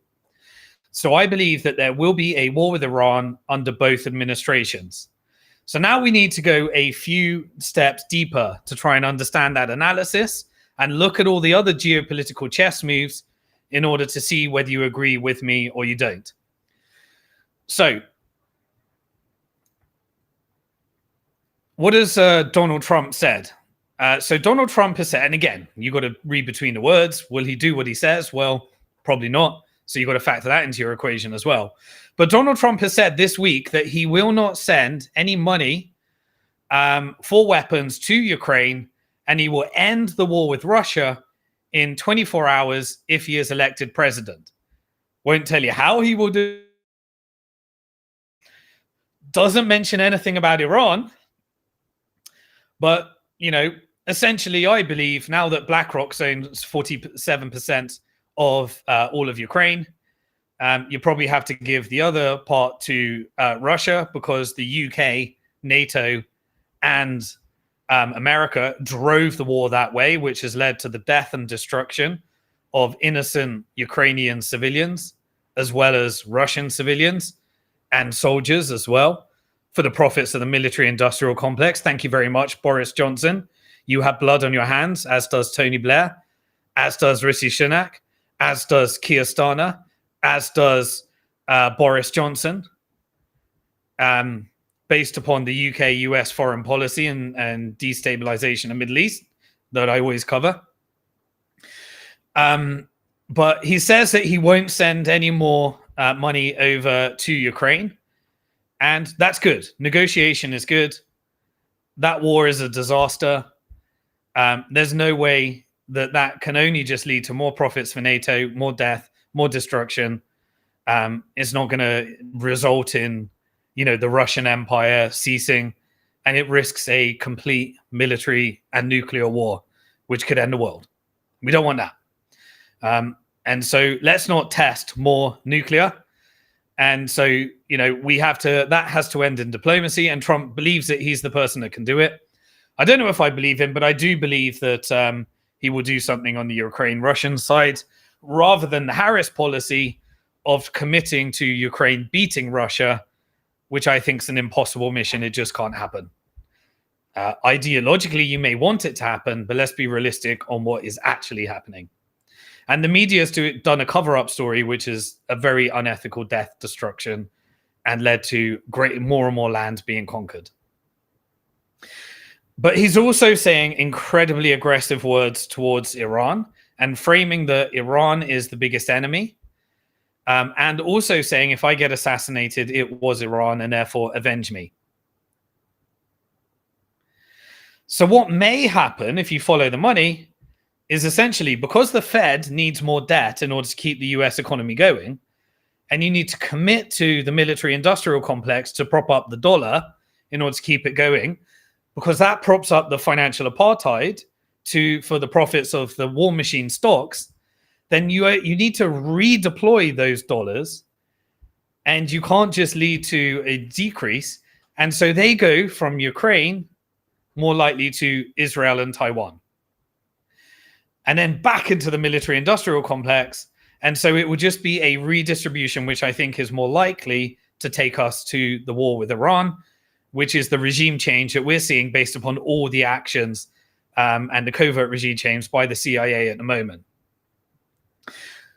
So what has the US been doing this week? Well, Biden, if we're led to believe that he's in charge, well, I think it's Anthony Blinken, actually, and the CIA. Well, this week, the United States actually deployed military forces to Israel. So you have boots on the ground. Last time, there was about 40,000 troops. There was war, in the sea, the military bases in the sea. And now you are sending additional anti-missile operations as well, and more US soldiers as well to engage in operating these machines and these missions. So there was an announcement that the United States has deployed, what's it called? Sorry about my military side. Is not really my area of focus, but I just follow the money, and I don't think I need to go deep into that. But THAAD, which is an air defense system, and that has been sent to Israel as well. US soldiers are now operating them to defend against any potential Iranian retaliation to the aggression from Israel. And President Biden has told its National Security Council to inform Iran that any attempt on the life of Trump would be viewed as an act of war. So now Biden is saying that Iran is trying to assassinate Trump.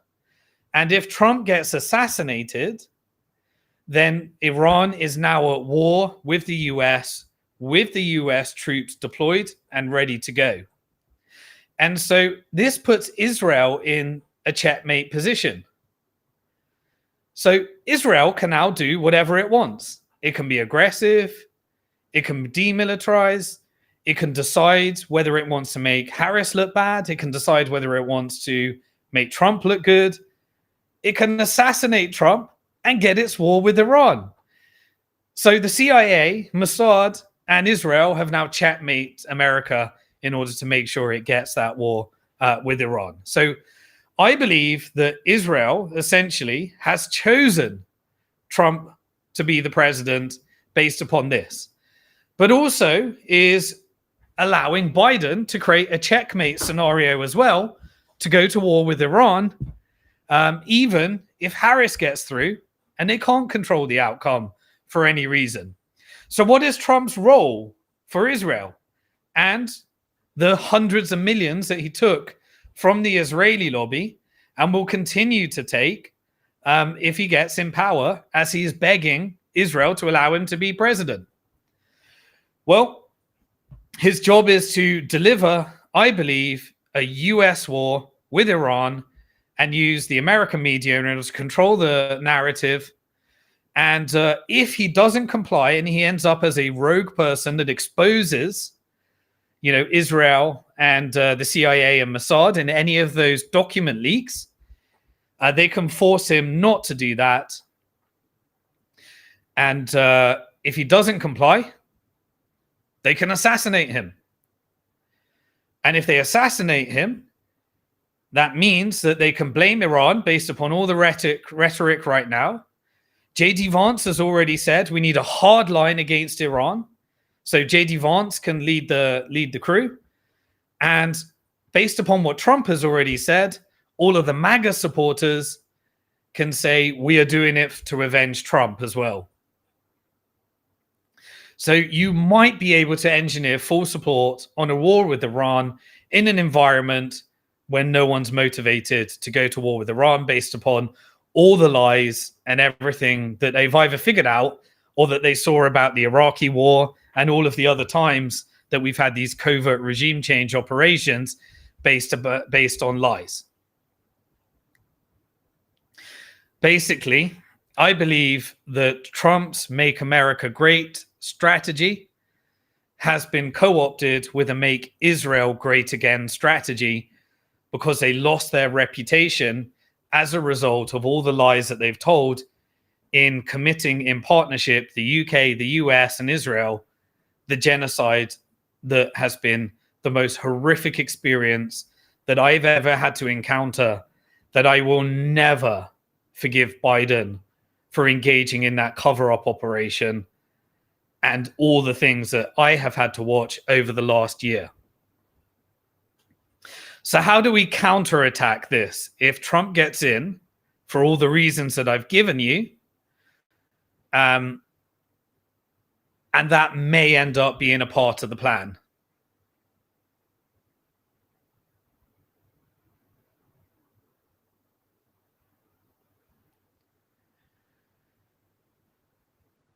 Well, firstly, we've got to look out for whether this attack, actually, this retaliation, is more aggressive, more escalatory, or lower aggression, lower escalatory, and whether it happens before the election or after the election.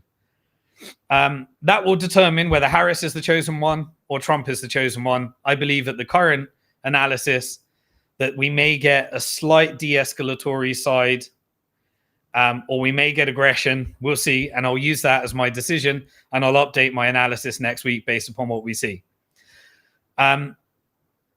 But Israel has already got the biggest thing that they wanted, which is that Iran announced this week that it has suspended talks on a new nuclear deal with the United States. And that's exactly what Israel wanted in the first place. To understand that, we're going to cover a little bit of history, but that was the goal. And so Iran and US are no longer in talks around a nuclear deal. And a nuclear deal was what was unacceptable to Israel, and the reason why everything's happening at a faster pace right now. Now that they're no longer in talks, which is what Iran wanted, it wanted to reduce sanctions, it wanted a free Palestine, and it wanted a nuclear deal with the US that allowed it to engage in the international community, which was unacceptable to Israel.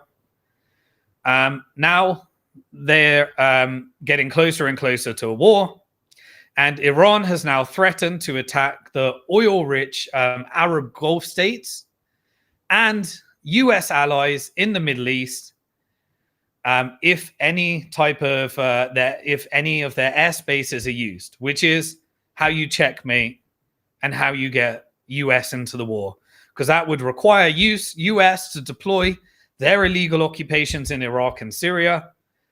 And all you need to do now is have the neighboring nations engage in any type of attack on Iran, and then that would lead to the escalation that is needed, and that will either happen before the election or after the election. And so there was a flurry of activity to try and stop down the escalation. There was a United Nations Security Council meeting, and guess what? Every single country voted for a ceasefire, and America was using their veto vote on the UN Security Council to ensure that there is no ceasefire and no peace negotiations. It's just one country left that veto votes a free Palestine and veto votes against a ceasefire and veto votes anything that can lead to peace, while they stall all the peace negotiators, while Israel just assassinates them all and then says we're winning our strategic mission, because anytime it gets to peace, they have to get rid of the peace negotiators. And so the United Nations did an emergency security council. As always, everyone was saying there is a genocide, there is a genocide. And only America veto votes saying, no, nothing wrong here. It's just Hamas. And Hamas is evil ISIS. So the United Nations came out and they said that Israel has basically now shot not just leadership of Hamas, not just leadership of Hezbollah, not just leadership of IRGC within Iran or anything. They've now shot a United Nations peacekeeper in Lebanon. So now they're doing what they tried to do or did successfully within Gaza. They're taking out all the journalists so that nobody covers it. They're taking out all the peacekeepers. They're taking out United Nations. And then they're using the media to control the narrative to say that United Nations groups that provide all the food and support and contain the right to return for the refugees that have to exile, they're getting rid of that organization by saying they are a terrorist group as well. And so we had a massive escalation just this week, yesterday, in fact, which was that Yahya Sinwar, who was one of the leaders of Hamas, he's now been killed by Israel in Gaza. They got the DNA reports, and it's confirmed that has actually happened. And the interesting thing is that he was in Gaza. Now, what we were told by the media, we were told that the leadership are not in Gaza and that they're multi-billionaires and that they've got $5 billion mansions and they're living a life of luxury. That was completely counter to exactly what ended up happening. So the resistance are now, upset but inspired because they know his leadership was on the ground and he was fighting till the end. And so if you believe the Western media, you're told that they took out evil terrorists. And if you're on the other side, you say this is a resistance. And that resistance had, leaders that are the complete opposite of what the media was saying that they are while they were off land as well. Now that was a massive escalation. And so now we have a situation where we're waiting for Israel to respond to Iran. We've had the assassination. I wouldn't say that this is an escalation because it's more of what we've already seen. But now Hezbollah has come out and said that it is moving to a new, I'll make sure I get the language right here, new and escalating phase in the confrontation with Israel. And so now it is moving to full-blown war. We had this week different types of drones being fired at military operations within Tel Aviv. That has led to the death of IDF soldiers. The media paint it as if that's a terrorist attack when they are engaged in military targets. And everything's getting more and more aggressive as well. So essentially, the Fed is printing another war for the proof of weapons network with all the profits going back to the military industrial complex. And now both Trump and Harris have promised essentially Israel war with Iran if they let them play president. And they've checkmate and they get their way both ways. So my existing theory, as I was saying, is that who will be the chosen one? Well, it could be both. But I do believe that Trump is the one that they have actually chosen based upon the current play and the current state of affairs. But we shall see. So now, who do we choose based upon US foreign policy? So I believe that war with Iran is identical under both. But let's have a look at this week's events, the one that I actually covered as well. So we got covert confirmation that the CIA is involved in a covert regime change within Lebanon, and that this has actually been a long-term strategy. I'll tell you the clues that I saw this week. So there was a gentleman called Amos Hochstein. Amos Hochstein is Biden's Lebanon envoy. So he works for US. He's got dual citizenship with Israel, and he's an ex-IDF soldier. And he was like the press representative for pushing the propaganda, trying to rally a civil war by taking the puppet US government that they installed before and trying to get them to turn against Hezbollah, who's both a political party and a military party within Lebanon, and try and paint the narrative that this is an occupation and try and, create that civil war to destroy the place. So eventually the whole of Lebanon looks like Gaza and has an illegal occupation up the north as well, or down south rather, to protect the north of Israel. Now, there was a Freudian slip, and I published the video on X. And if you didn't see it, you can go back to some of my older posts. But when he was given the interview, he said this, I quote, once we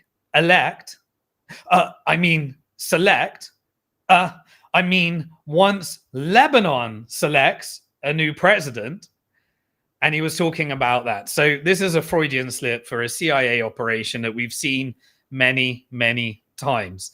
in order to understand that, what I want to do, and I don't want to go too deep, but I want to go into some of the history because I want to make sure you can spot these operations in the future as well. And you can see through the media narrative so that you can participate in making your decision about who you vote for based upon real information rather than CNN, Fox propaganda. So let's dive into a bit of the history. And I want you to understand some key dates that have led to where we are.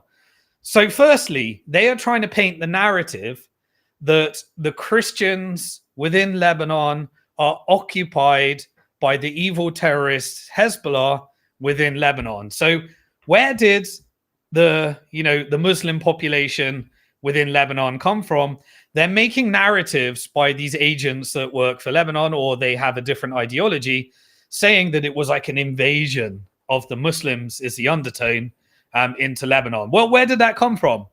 Well, obviously, there was terrorism between 1917 and 1948, where Haganah Group, based upon the operations of Walt Rothschild, which was declared Palestine and handed it over to Israel to Walt Rothschild in exchange for bringing the US into World War I. That led to aggressive terrorism that led to the United Nations declaring the borders in 1948 and the Nakba, where 750,000 refugees were expelled from Palestine, and some of them ended up in Lebanon, some of them ended up in Jordan, and some of them ended up in Egypt. So the Palestinian refugees were there. That was after Israel's aggressive reaction and deceit in the United Nations based upon using the guilt of the Holocaust, which was European operation, and blaming it and making Palestine suffer the consequence based upon that as well. So the Palestinians end up having more children than the Christians in Lebanon. And so you started to get an increase in the population as a result of that as well. Now, in 1953, there was a CIA covert regime change operation. I posted a video on X where I explained the whole thing because the documents were declassified. And essentially, the CIA wanted to go to, implement a regime change within Iran and install a US puppet government because Britain and US wanted to take over Iran's oil. And so the coup happened there. And that was in 1953 to stop Iran nationalizing its oil and using it for its people. But there was also another covert regime change in 1958 within Lebanon, where the CIA executed a coup and installed a US puppet government in 1958 as well. Now, fast forward 1979, that was the revolution against the US puppet government. And so that revolution happened in 1979 within Iran. And then in 1980, the CIA backed Saddam Hussein from Iraq in order to go to war with Iran. And that led to the death and destruction of many Iranians and a brutal truce and war that I think went on for a long time. But during that time as well, Israel decided in 1982 to invade Lebanon in order to, topple the region and ensure the growth of the US puppet government. And that led to a Lebanese resistance movement, which was also created from the local population and the Palestinians that were expelled from their land, which created Hezbollah. And Hezbollah was a resistance movement against the Israeli occupation. Now, the US at this time started sanctioning Iran because they wanted to use their oil and use it in order to create their own debt-free monetary system, rather than a typical Rothschild central bank that you have to implant by taking on IMF debts. And because they resisted that, they essentially got lots and lots of sanctions. More and more military bases were being built around the region. And so Iran started to engage in a military program in order to defend itself from all of these bases and Israel that was invading different regions and different jurisdictions, including Lebanon. And so how did Iran respond there? Well, they responded by essentially funding somebody's armed resistance in order to protect those regions from invasions by Israel and coups by US CIA operations. And so they started funding resistance groups in Iraq, in Syria, in Yemen, in the West Bank, in Gaza. And then they started going to war with groups that were pretending to be, that were essentially terrorist groups doing real terrorism, like destroying churches, destroying mosques, beheading people, that were puppets and agents of both the CIA and Mossad. One of those puppet groups was a CIA operation that was funded in order to try and create terrorism within the Soviet Union, which was Al-Qaeda. And so Al-Qaeda was the group where US was sending military financial support and was also training and weaponizing through that CIA operation. So the resistance, Hezbollah, started going into Syria in order to fight the other group. And that other group, which was weaponized and militarized as a covert operation by Mossad, which was ISIS. And so Hezbollah goes to war, and these resistance groups go to war against Al-Qaeda and ISIS, which were CIA and Mossad terrorist groups. So you see how the media is used in order to make it look very different to on-the-ground reality. Look, if you want the traditional story, then we just need to turn on the TV. I don't need to spend my time telling you the traditional story because you get that through the media.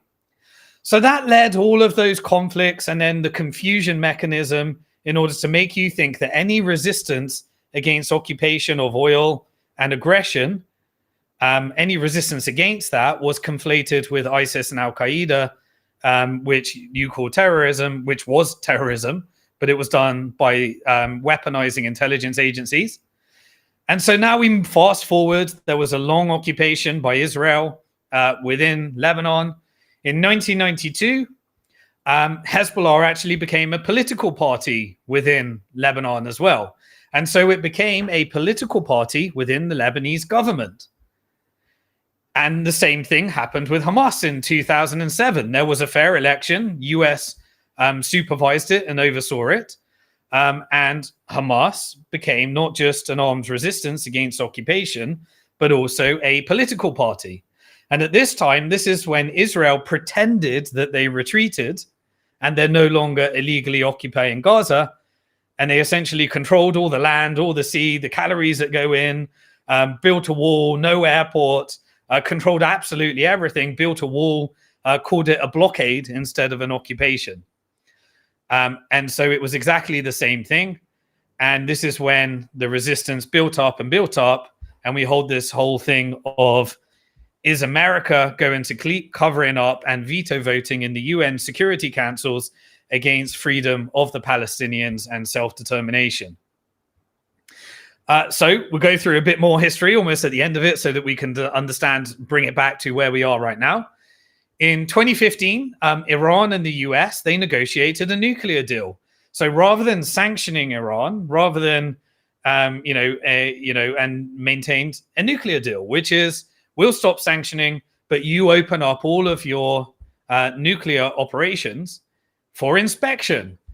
And then that entered into a new era of peace and a reduction of sanctions in exchange for a nuclear deal.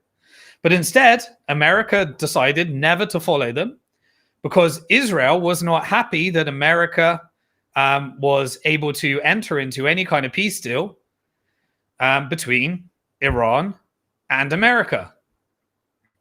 So US ended that deal and basically encouraged the CIA to go for covert regime change instead of diplomacy. And so you get more and more aggression at this side. You get more and more military bases. You get more and more wars that already happened around the region. And you get America taking over more and more oil fields in Iraq, Syria, and various other regions. Russia then comes in and also protect its interest. ISIS is weaponized, and then you get all this confusion, so that when America comes in saying we're bombing ISIS, essentially they take over oil fields and they kill a bunch of people at the same time. And Trump gets to say, we didn't do any war. All while he's engaging in a proxy war with Saudi Arabia to bomb Yemen at the same time as well. And so obviously in reaction to that, Iran continues to fund armed resistance, because it doesn't have an air base or anything like that. So armed resistance and support of the different groups is its defense strategy while it's trying to negotiate another nuclear deal. It builds more and more defense capabilities. And in the end, in 2020, Trump basically completely tore up the nuclear deal and did that for Israel because of his unequivocal support for Israel. And this is because his support is from the Israeli lobby, and so he did that just before and handed that over to the Biden administration. He also handed over the capital, which was a neutral zone based upon self-determination of Palestine, where Jerusalem would be the capital. He just said, we'll put the U.S., the U.S. embassy in there, and we'll hand it over to Israeli control. He then put together Abraham Accords, which was to sideline the Palestinian cause so that they just have an illegal occupation forever. He then said, we don't consider illegal settlements and expansion by Israel as terrorism anymore. We consider it neutral, despite the entire world, the United Nations, saying that it's illegal, and even all the previous presidents of the US saying it's illegal. He reversed that policy there.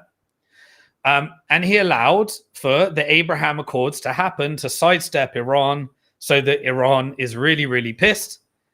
And then they would expand their military program, knowing, and expand funding to the Palestinian cause as well, and the armed resistance as well. Throughout this whole time, Iran wanted to do a nuclear deal. It wanted to be open up for inspection. It wanted to use its own oil resources for its own people. And look, I'm no fan of that. The regime change was implemented, and I'm not saying I'm a big fan of Iran and the people struggle against their government. Everybody should struggle against their government, but we should be told the full story in order to document this. This also led to some massive, where I want to bring your awareness to this in the geopolitical section as well. But essentially, they favored regime change and expansion of war in order to do that.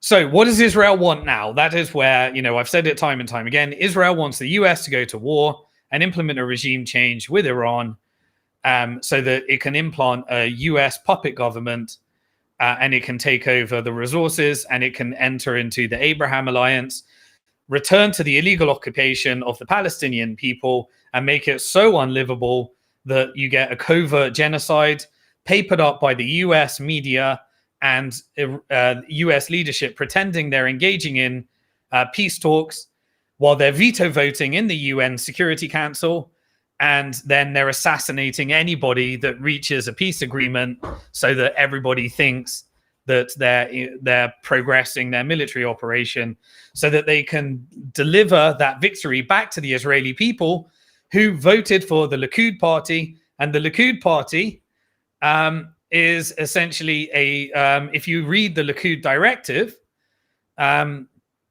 it says that there will never be a two-state solution.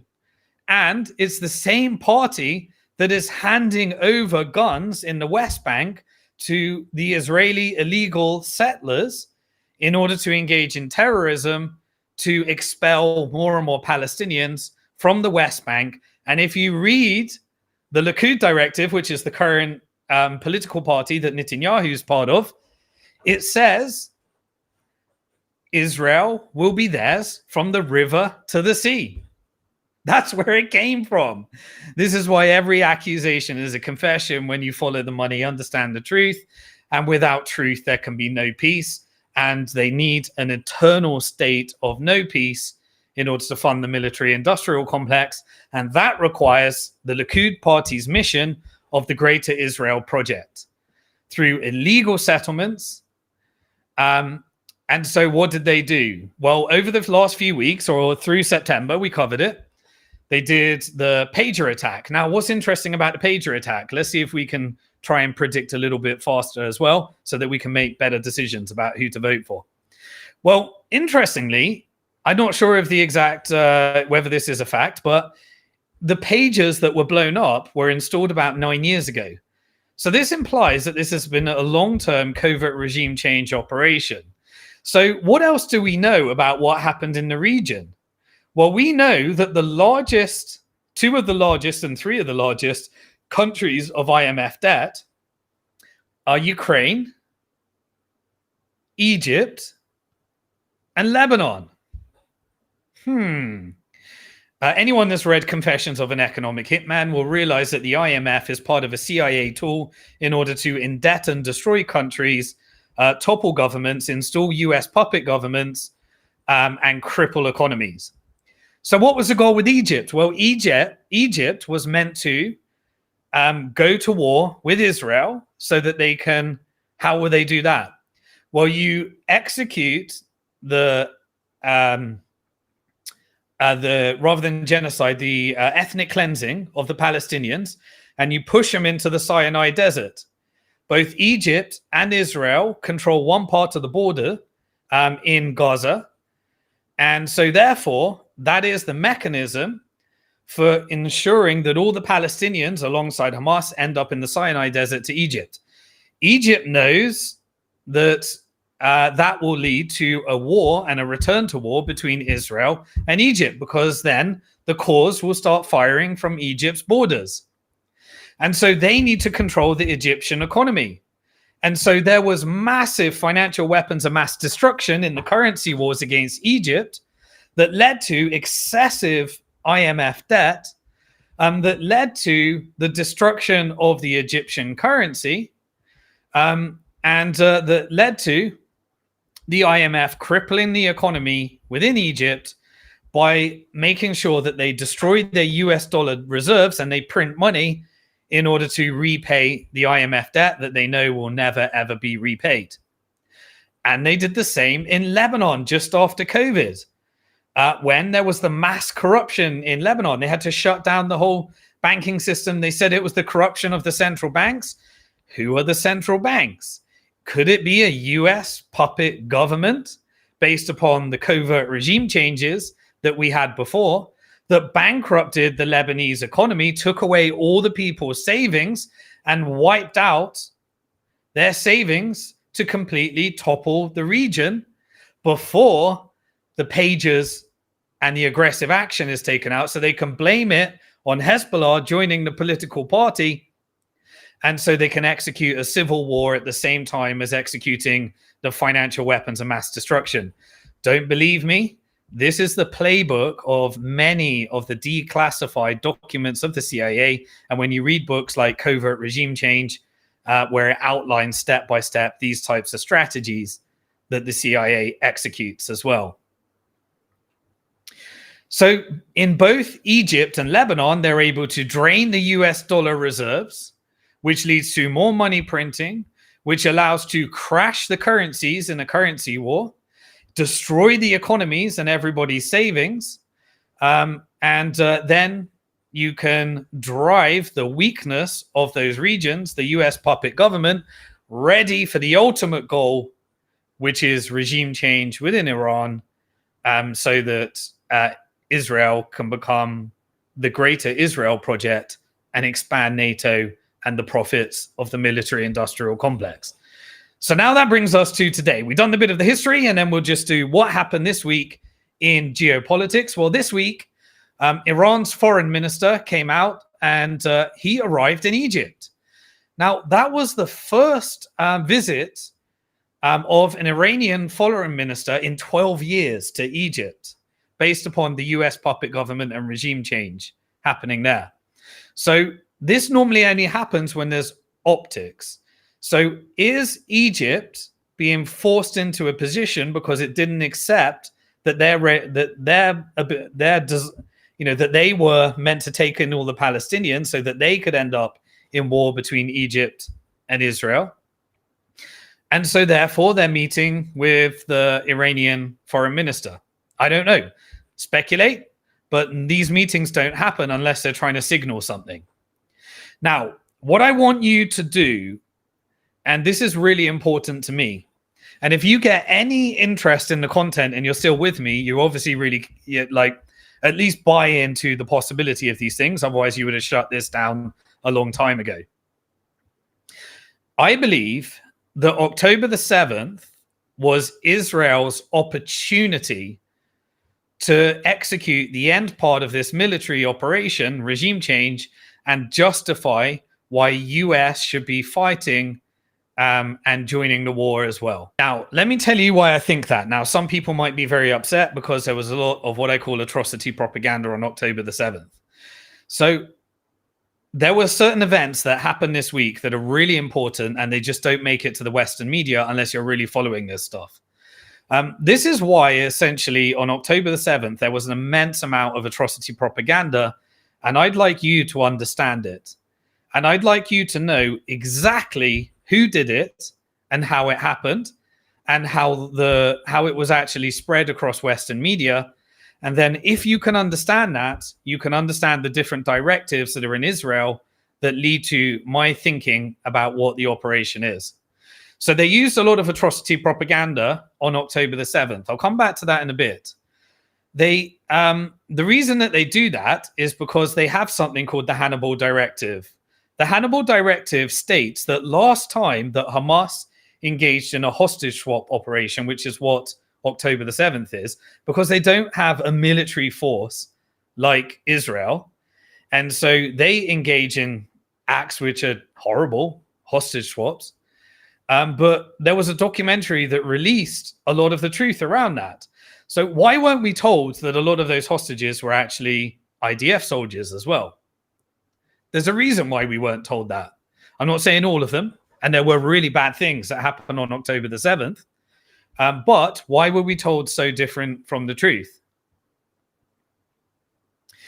So they have a Hannibal Directive. And what that Hannibal Directive means that if Hamas ever engage in a hostage swap, you must kill your own people. The Israelis must kill their own people rather than have Hamas be able to take back a hostage. And so there were Apache helicopters and there were tank operation that led to all of those mass burnings of cars, which couldn't have been done with the artillery that Hamas had. And so there was lots of deaths that had a result on October the 7th as a result of the Hannibal Directive. They also implemented something called the Doha Doctrine. You can look all these up if you're interested in doing this research as well. Which means this is an actual doctrine that exists within Israel and their government and the IDF and by Mossad, where essentially they kill civilians in order to get leverage over any negotiation. And so if they want to get negotiation, what Israel through the Doha Doctrine does is just kill civilians. This is why we haven't got the numbers of civilians that are being killed in Gaza, because there are way more than the reported numbers. There are so many more people under the rubble. But their Doha Doctrine means that they're weaponized killing civilians in order to leverage negotiations, which is what we've seen.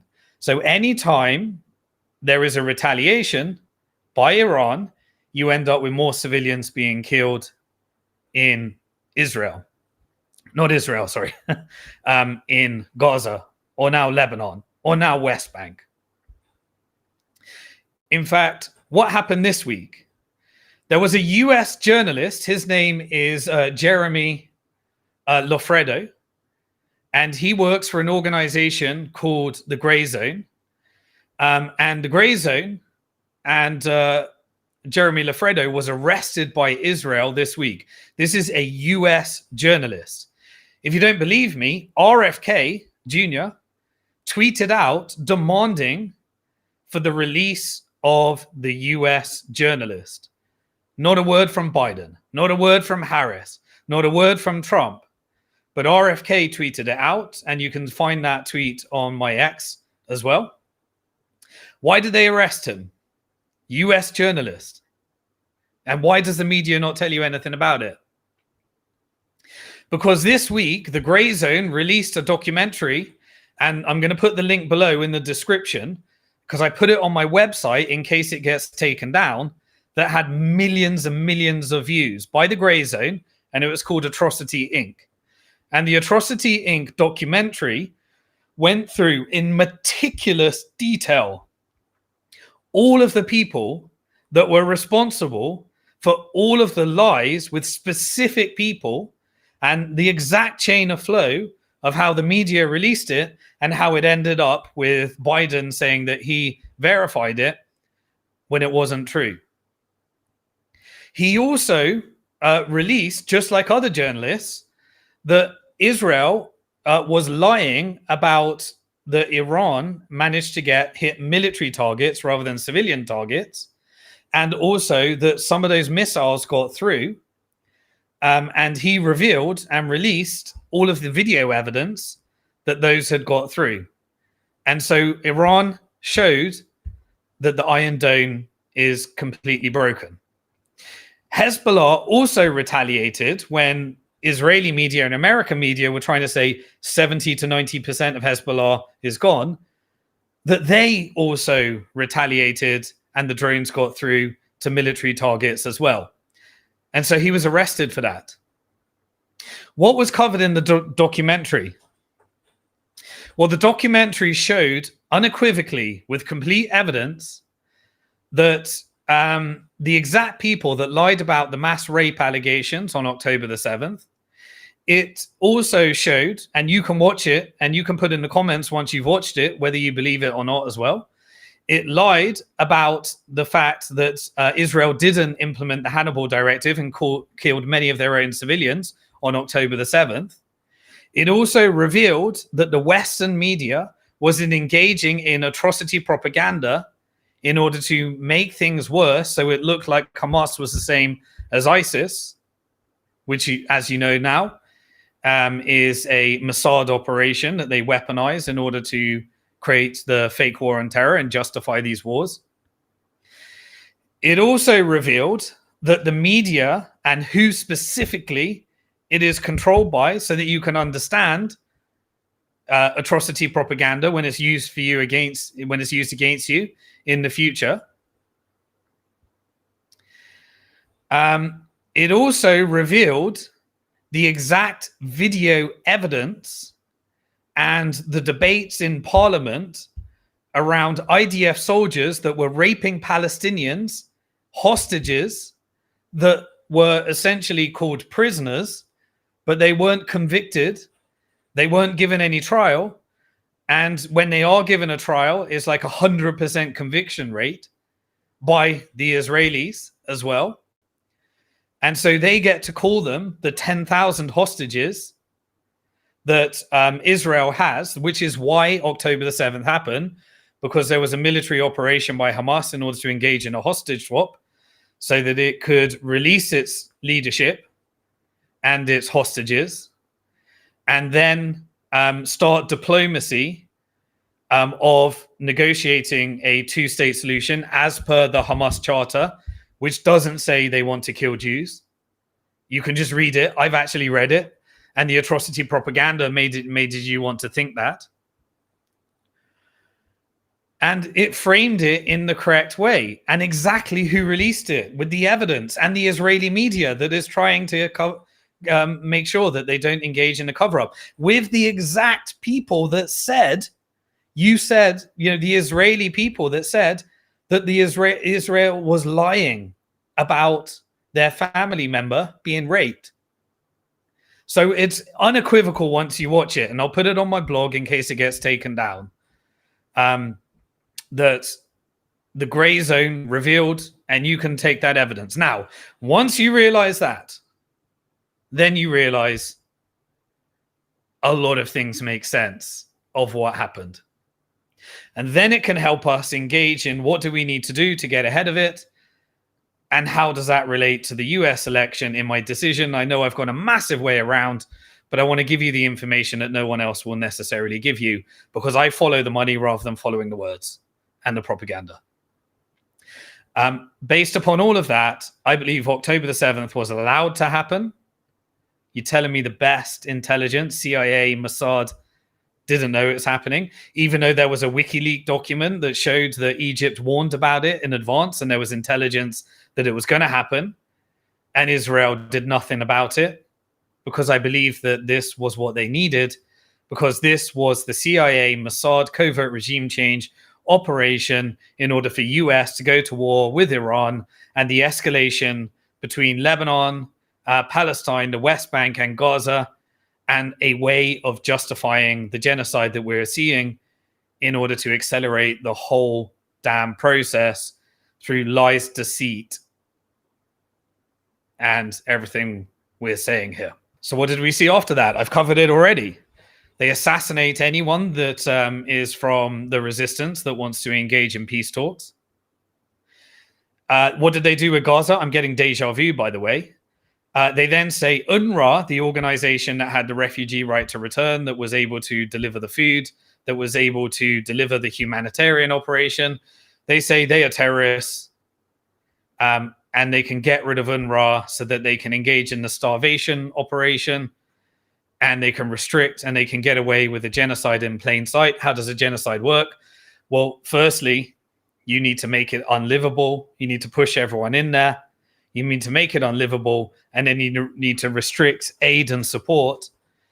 And by the way, there is no such thing saying genocide is only genocide once it's actually done, because you eliminate all the people. You need to catch it before it's being done. And the ICJ court has said that it's plausible genocide, and more people are joining the case now in order to convict Israel for their crimes, but they're trying to do it before those crimes are whitewashed by America veto voting and destroying the entire fabric of international law that led to the post-World War II world order, because they completely discredit anybody because America's engaging in a cover-up operation for Israel. So this week, as I said, they veto voted the peace talks again. The US Security Council, even UK is not doing it anymore. They used to do it, but they're not anymore. And so we're now waiting for what Israel's response is to Iran. They're deciding whether it will happen now or before, and how aggressive it is based upon the election. But Trump is now begging to the Israeli lobby, please let me be president. Harris is now begging to the Israeli lobby, please let me be president. But I need to make sure I say the right thing for those that care about ending the genocide. And what does Israel have on the back as well? Just one directive, look it up as well. They have the Samson Directive. And the Samson Directive states that if, for any reason, Israel's borders are ever under threat, and US won't support them, or UK won't support them, or EU won't support them, then they're able to engage their illegal nuclear program that JFK tried to stop, that has never been open to inspection. And they are exactly, in Israel, exactly what you're being told is happening in Iran. Whereas Iran wanted to have a nuclear deal where they open themselves up to inspection. You see how twisted this whole thing is when you understand and you follow the money. The follow the money gets us closer to the truth. I can only connect the dots as best as I can, given the information that we have. And my methodology is follow the money, read the books from those that have actually performed the operation in the past, and read the actual declassified documents and the WikiLeaks documents, and see if the story makes sense, and then try and connect dots and publish it, and allow people to tell me if they think it's crazy, or give me more information so that I can put it together as well. So Israel is protected by US and UK. They control our politicians through the Israeli lobby, and you can see that in all the actions as well. So the question is, in deciding how to vote on the geopolitical section for Trump and Harris, and how I would vote if I were American, will Harris or Trump allow that to happen, give in, And do they have the capability and capacity to do that? So anyway, what did you see? Well, you saw Trump begging to the Israeli lobby, despite the fact that it might be very unpopular. You saw Trump giving a lot of anti-Iran narrative and playing into Iran's trying to assassinate me narrative. Biden increased Iran's sanctions.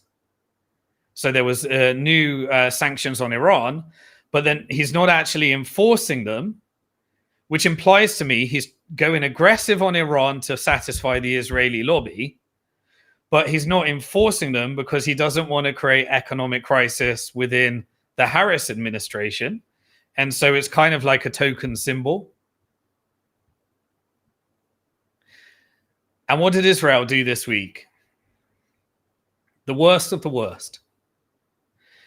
Israel went after our Shifa hospital for the 7th time, the so-called most ethical army in the world, the IDF, and they burnt children, women, and Gazan civilians alive. I posted some of the videos. It will never come out of my mind. They're burning people alive. This is the Dahir doctrine that I talked about. As a result of murdering civilians and getting ever more aggressive in order to leverage the negotiations, because the US is pretending that they're negotiating, and because of whatever leverage they have, the media is covering up for them as well. Okay. All right. So we had the Dahir doctrine, burning civilians, children, women alive. We had the UNIFIL, which is another United Nations organization like UNRWA. They're now being killed. And there's Netanyahu released a video saying, get out the way or I'm going to kill you. This is like Irish soldiers that were there as part of a negotiation to create a neutral zone between Israel and Lebanon, which was the region that was being targeted as the Hezbollah started backing up the Palestinian cause that brought Hezbollah and Lebanon into this as well. Now, even the Lebanese army, which is not connected to Hezbollah, they've had people killed as well in the Lebanese invasion. It's not being reported, but Hezbollah have been taking out many of the tanks in the invasion. Hezbollah are on the ground to ground, it is known that Hezbollah are vastly superior than the IDF ground to ground. Obviously, Israel has superior in air defense and tanks and all that type of stuff. And now Netanyahu came out this week and said to UNIFIL, the United Nations peacekeepers, that they are being used as human shields. We know what happens whenever they say human shields. It means that they're getting ready to kill them. And that they started referring to the Lebanese army as hostages of Hezbollah. We know that that means that they're getting ready to kill them as well. If it's anything like Gaza and everything we've seen for the last year. Basically, they don't want any independent observers. They're arresting the media. They're shutting down Al Jazeera, shutting down the operations so that they get no coverage. They're killing people from the Lebanese army. They're saying that they're trying to uproot Hezbollah, which is an operation they can't succeed in because they're under the ground and a superior force. And that would be justified to bring UN in at the exact right time, which is why all the troops are being sent over at the moment. And they're implementing the Dahir doctrine by burning civilians alive, children alive, women alive in Gaza in order to leverage the negotiations so that US does what they say. Exactly the same as we saw with UNRWA. We now saw as well that Netanyahu has implemented his plan to block aid in North Gaza to the 400,000 civilians up there.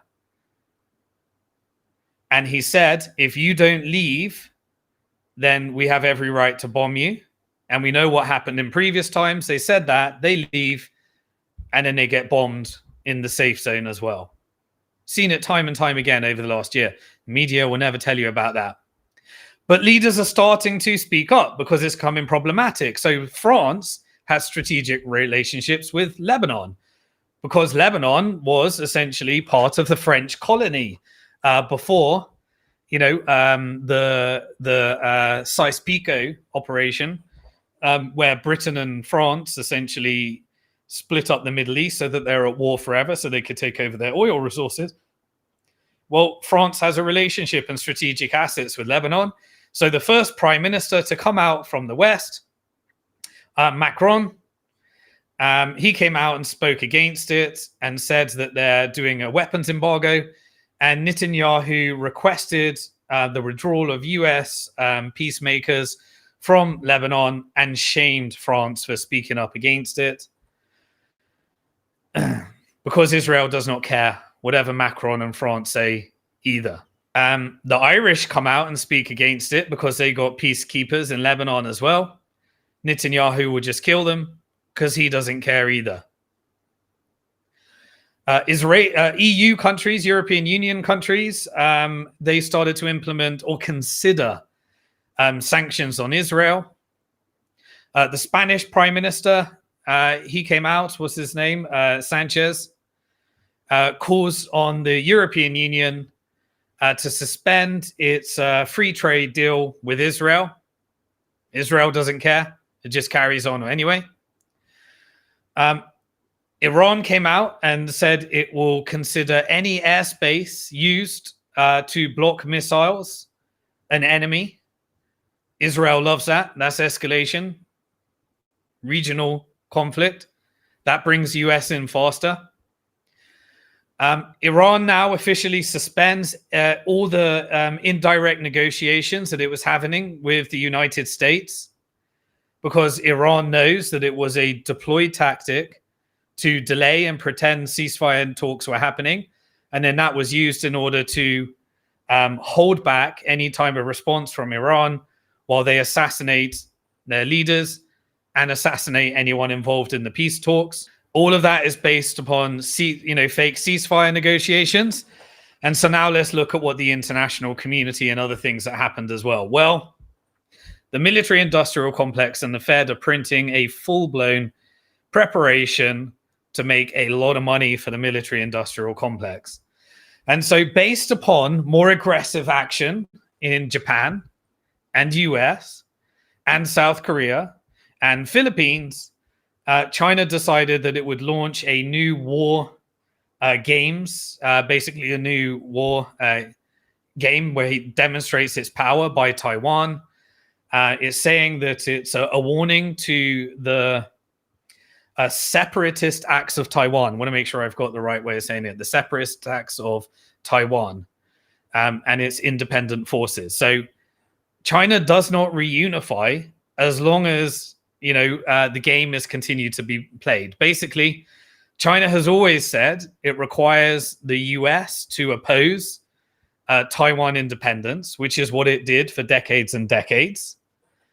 Unless it wants to get aggressive, then it would say, no, we commit to Taiwan independence, which is what then leads to those operations to try and get back to, can we just have the status quo? And then new leadership comes within Taiwan, and Taiwan basically refuses to give up any of its autonomy of the One China policy. And China refuses to recognize its autonomy. And that is what led to peace and the status quo, the One China policy. Those are starting to be pushed on. So what does China do? They're starting to flex and send out signals. And so China started to visit Pakistan this week. So they did a public photo op as well. And basically, Pakistan has said that it will be attending the next week's Shanghai Cooperation Organization. It's kind of like BRICS, another cooperation organization, where they executed their Belt and Road Initiative, which has said, invest in your country and we won't do regime change like the IMF, and we won't topple your region and keep you in debt slavery in order to take over your assets. And so Pakistan made a public announcement that it supports the One China policy.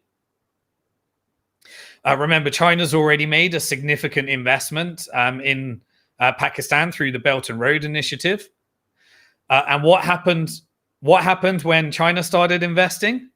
Well, there was a CIA covert regime change operation to overthrow the Pakistani government that wanted to work with China and was committed to the Palestinian cause as well. So that was the whole Imran Khan operation. So basically, US and the CIA, threw their president in prison, started discrediting the family, executed a covert regime change and basically got rid of the Pakistani government that was supporting Palestine and wanted to engage in Belt and Road Initiative and support with China. And now China's trying to repair that relationship as well. In order to flex more, to show the complete connection between what happens in Iran, what happens in Russia, and what happens in China, Russian and Chinese warships this week, they did joint drills in the Pacific Ocean. They were focusing on repelling any missile attacks.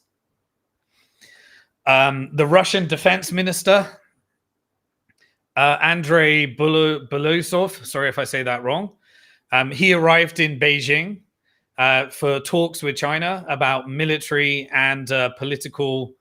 Basically, their military and political leaders were looking at how they can form an alliance. So remember the terms of engagement. Russia needs Iran for drones, as US, NATO, military industrial complex weaponize Ukraine. Russia doubles the amount of support for Iran. Iran is then able to send and support Russia in that operation. And they're able to sell their oil to China. China is able to reunify if they ever think that their grounds are at threat in the Pacific Ocean. If China reunifies, it creates economic destruction globally. And that's how you execute a change of world order with World War III in the middle and renegotiate money on the other side of that. So the Russian foreign minister, what's his name? Lavrov, he basically came out and made a public statement that Ukraine and Israel prove that the US is not a problem solver and only encourages conflict across the world, whether you want to believe them or not. Just want to make sure you've got the alternative narrative as well. The Ukrainian president, Zelensky, he came out this week and he said that North Korean soldiers are currently fighting alongside Russia in the Russia-Ukraine war. So that's another nuclear power that is now engaged. So what do we see from North Korea this week? North Korea made an announcement this week that it's going to be closing all roads and railways connecting North Korea and South Korea. And North Korean soldiers were videos were released showing that they're now supporting the Russian troops on the ground in Ukraine. There was a report, who was it, by WAPO, W-A-P-O, was the source that I got from that. And so you can see exactly what is happening and what the role is. And we've got 18 days to figure out whether Israel has chosen Harris or chosen Trump. My current belief is that they have chosen Trump. So now let's put it together to answer the final question, and I hope you enjoyed it. I'll put timestamps. I publish this all on my blog, and if you prefer skipping to different parts, but I hope you can see now that Bitcoin, macro, and geopolitics are all connected. And it is really, Bitcoin is the resistance movement to not engage in all of these disgusting acts and make sure that we can rely upon, a trustless environment and decentralization, because the geopolitical side is just getting more and more centralized with a few people controlling everything. My advice is, if I were American and all I can talk about is what I would do, firstly, I would vote. Even though I'm pretty sure there are greater forces that control the vote, I would still do it anyway, just in case, because it may be that those forces are just trying to manipulate your vote through media, or it may be that they have blackmail and more covert operations. It may be all of the above. It may be that they have a way of rigging the election. I do not know. But all I know is I'm pretty certain that Israel is the largest force of political interference. And I know that because that's exactly what JFK said and what JFK tried to reverse before he got assassinated.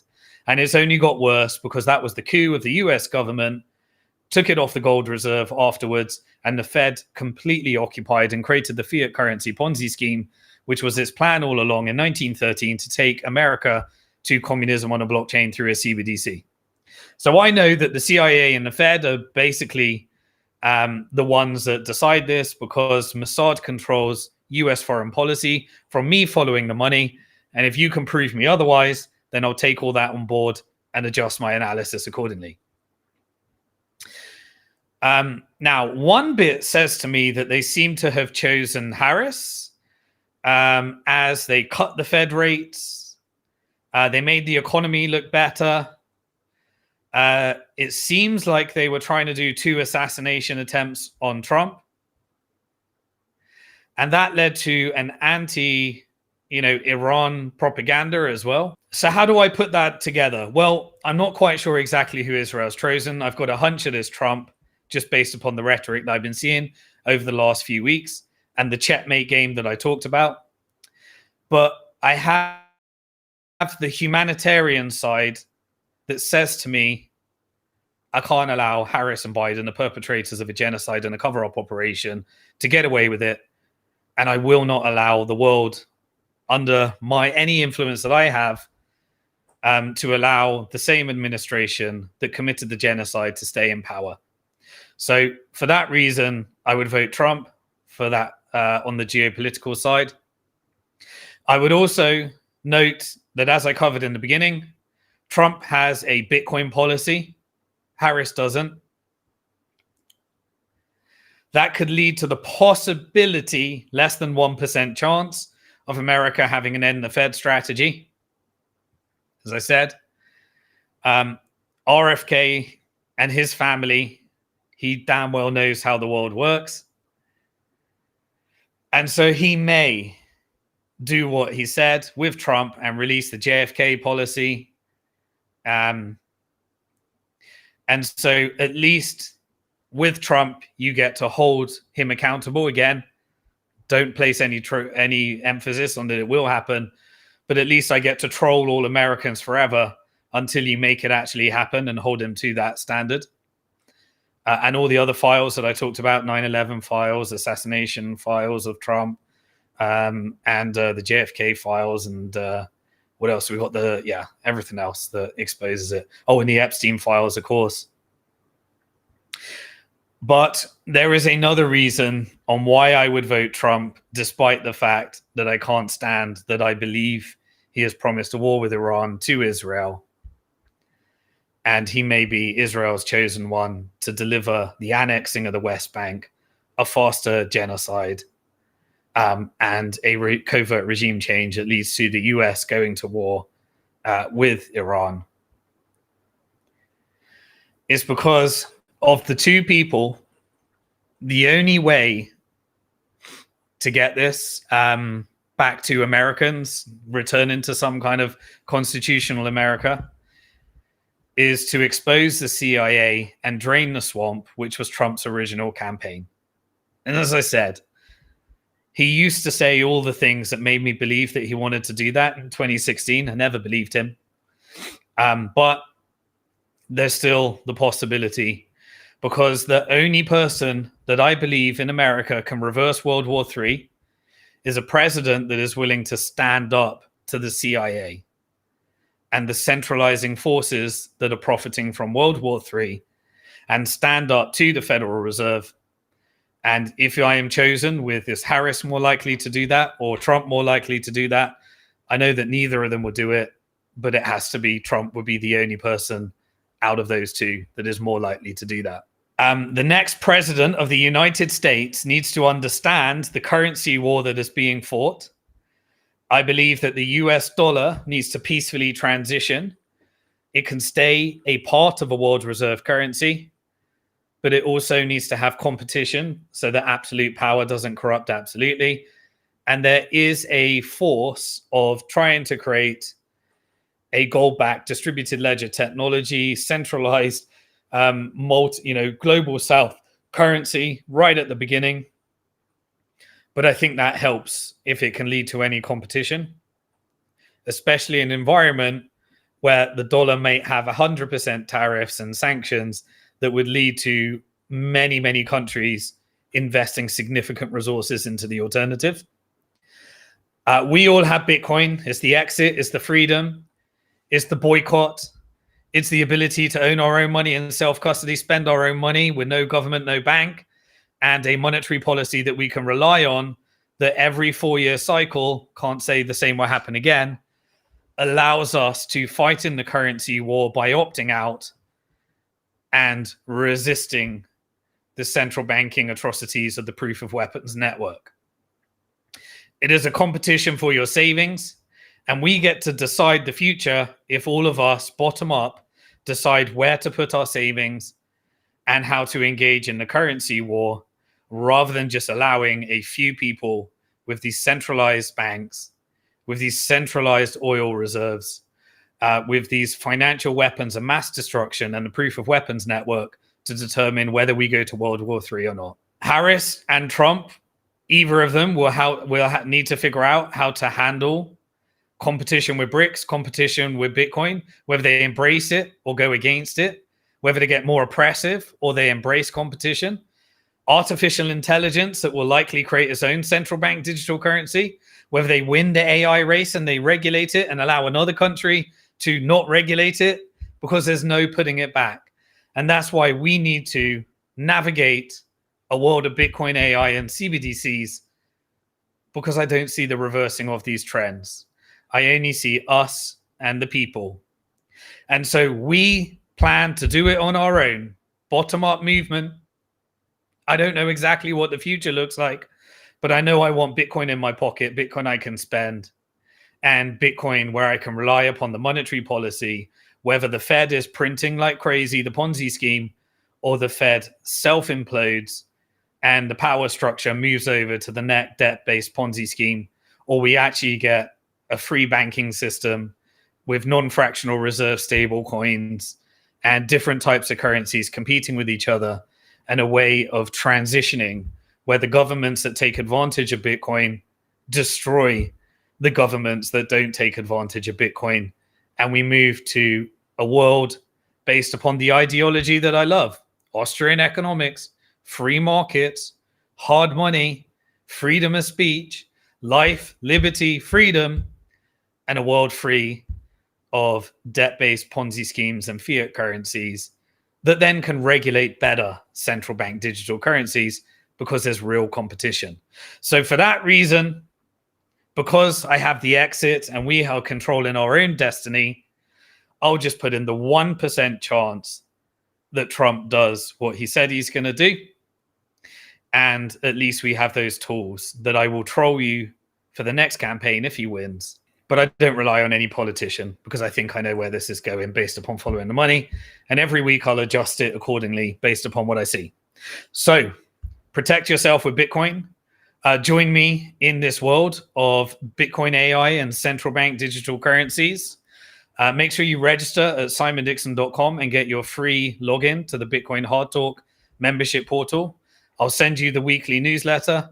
And that's going to do it for what I think Bitcoin Hard Talk episode 60. Always remember, you're alive at one of the most interesting and exciting times in financial history. If you're on the right side of the change, if you're on the wrong side of the change, it's incredibly scary. And I want to see as many people adjust to the right side of that change, because we can do it with Bitcoin, with peace, love, and unity. And I'll see you next week for episode 61. Let me know in the comment section how you will be voting, and share with me your thoughts on what you think I got wrong and what you think I got right, and how you're thinking about this, because I will read them all and reply to those comments. Peace.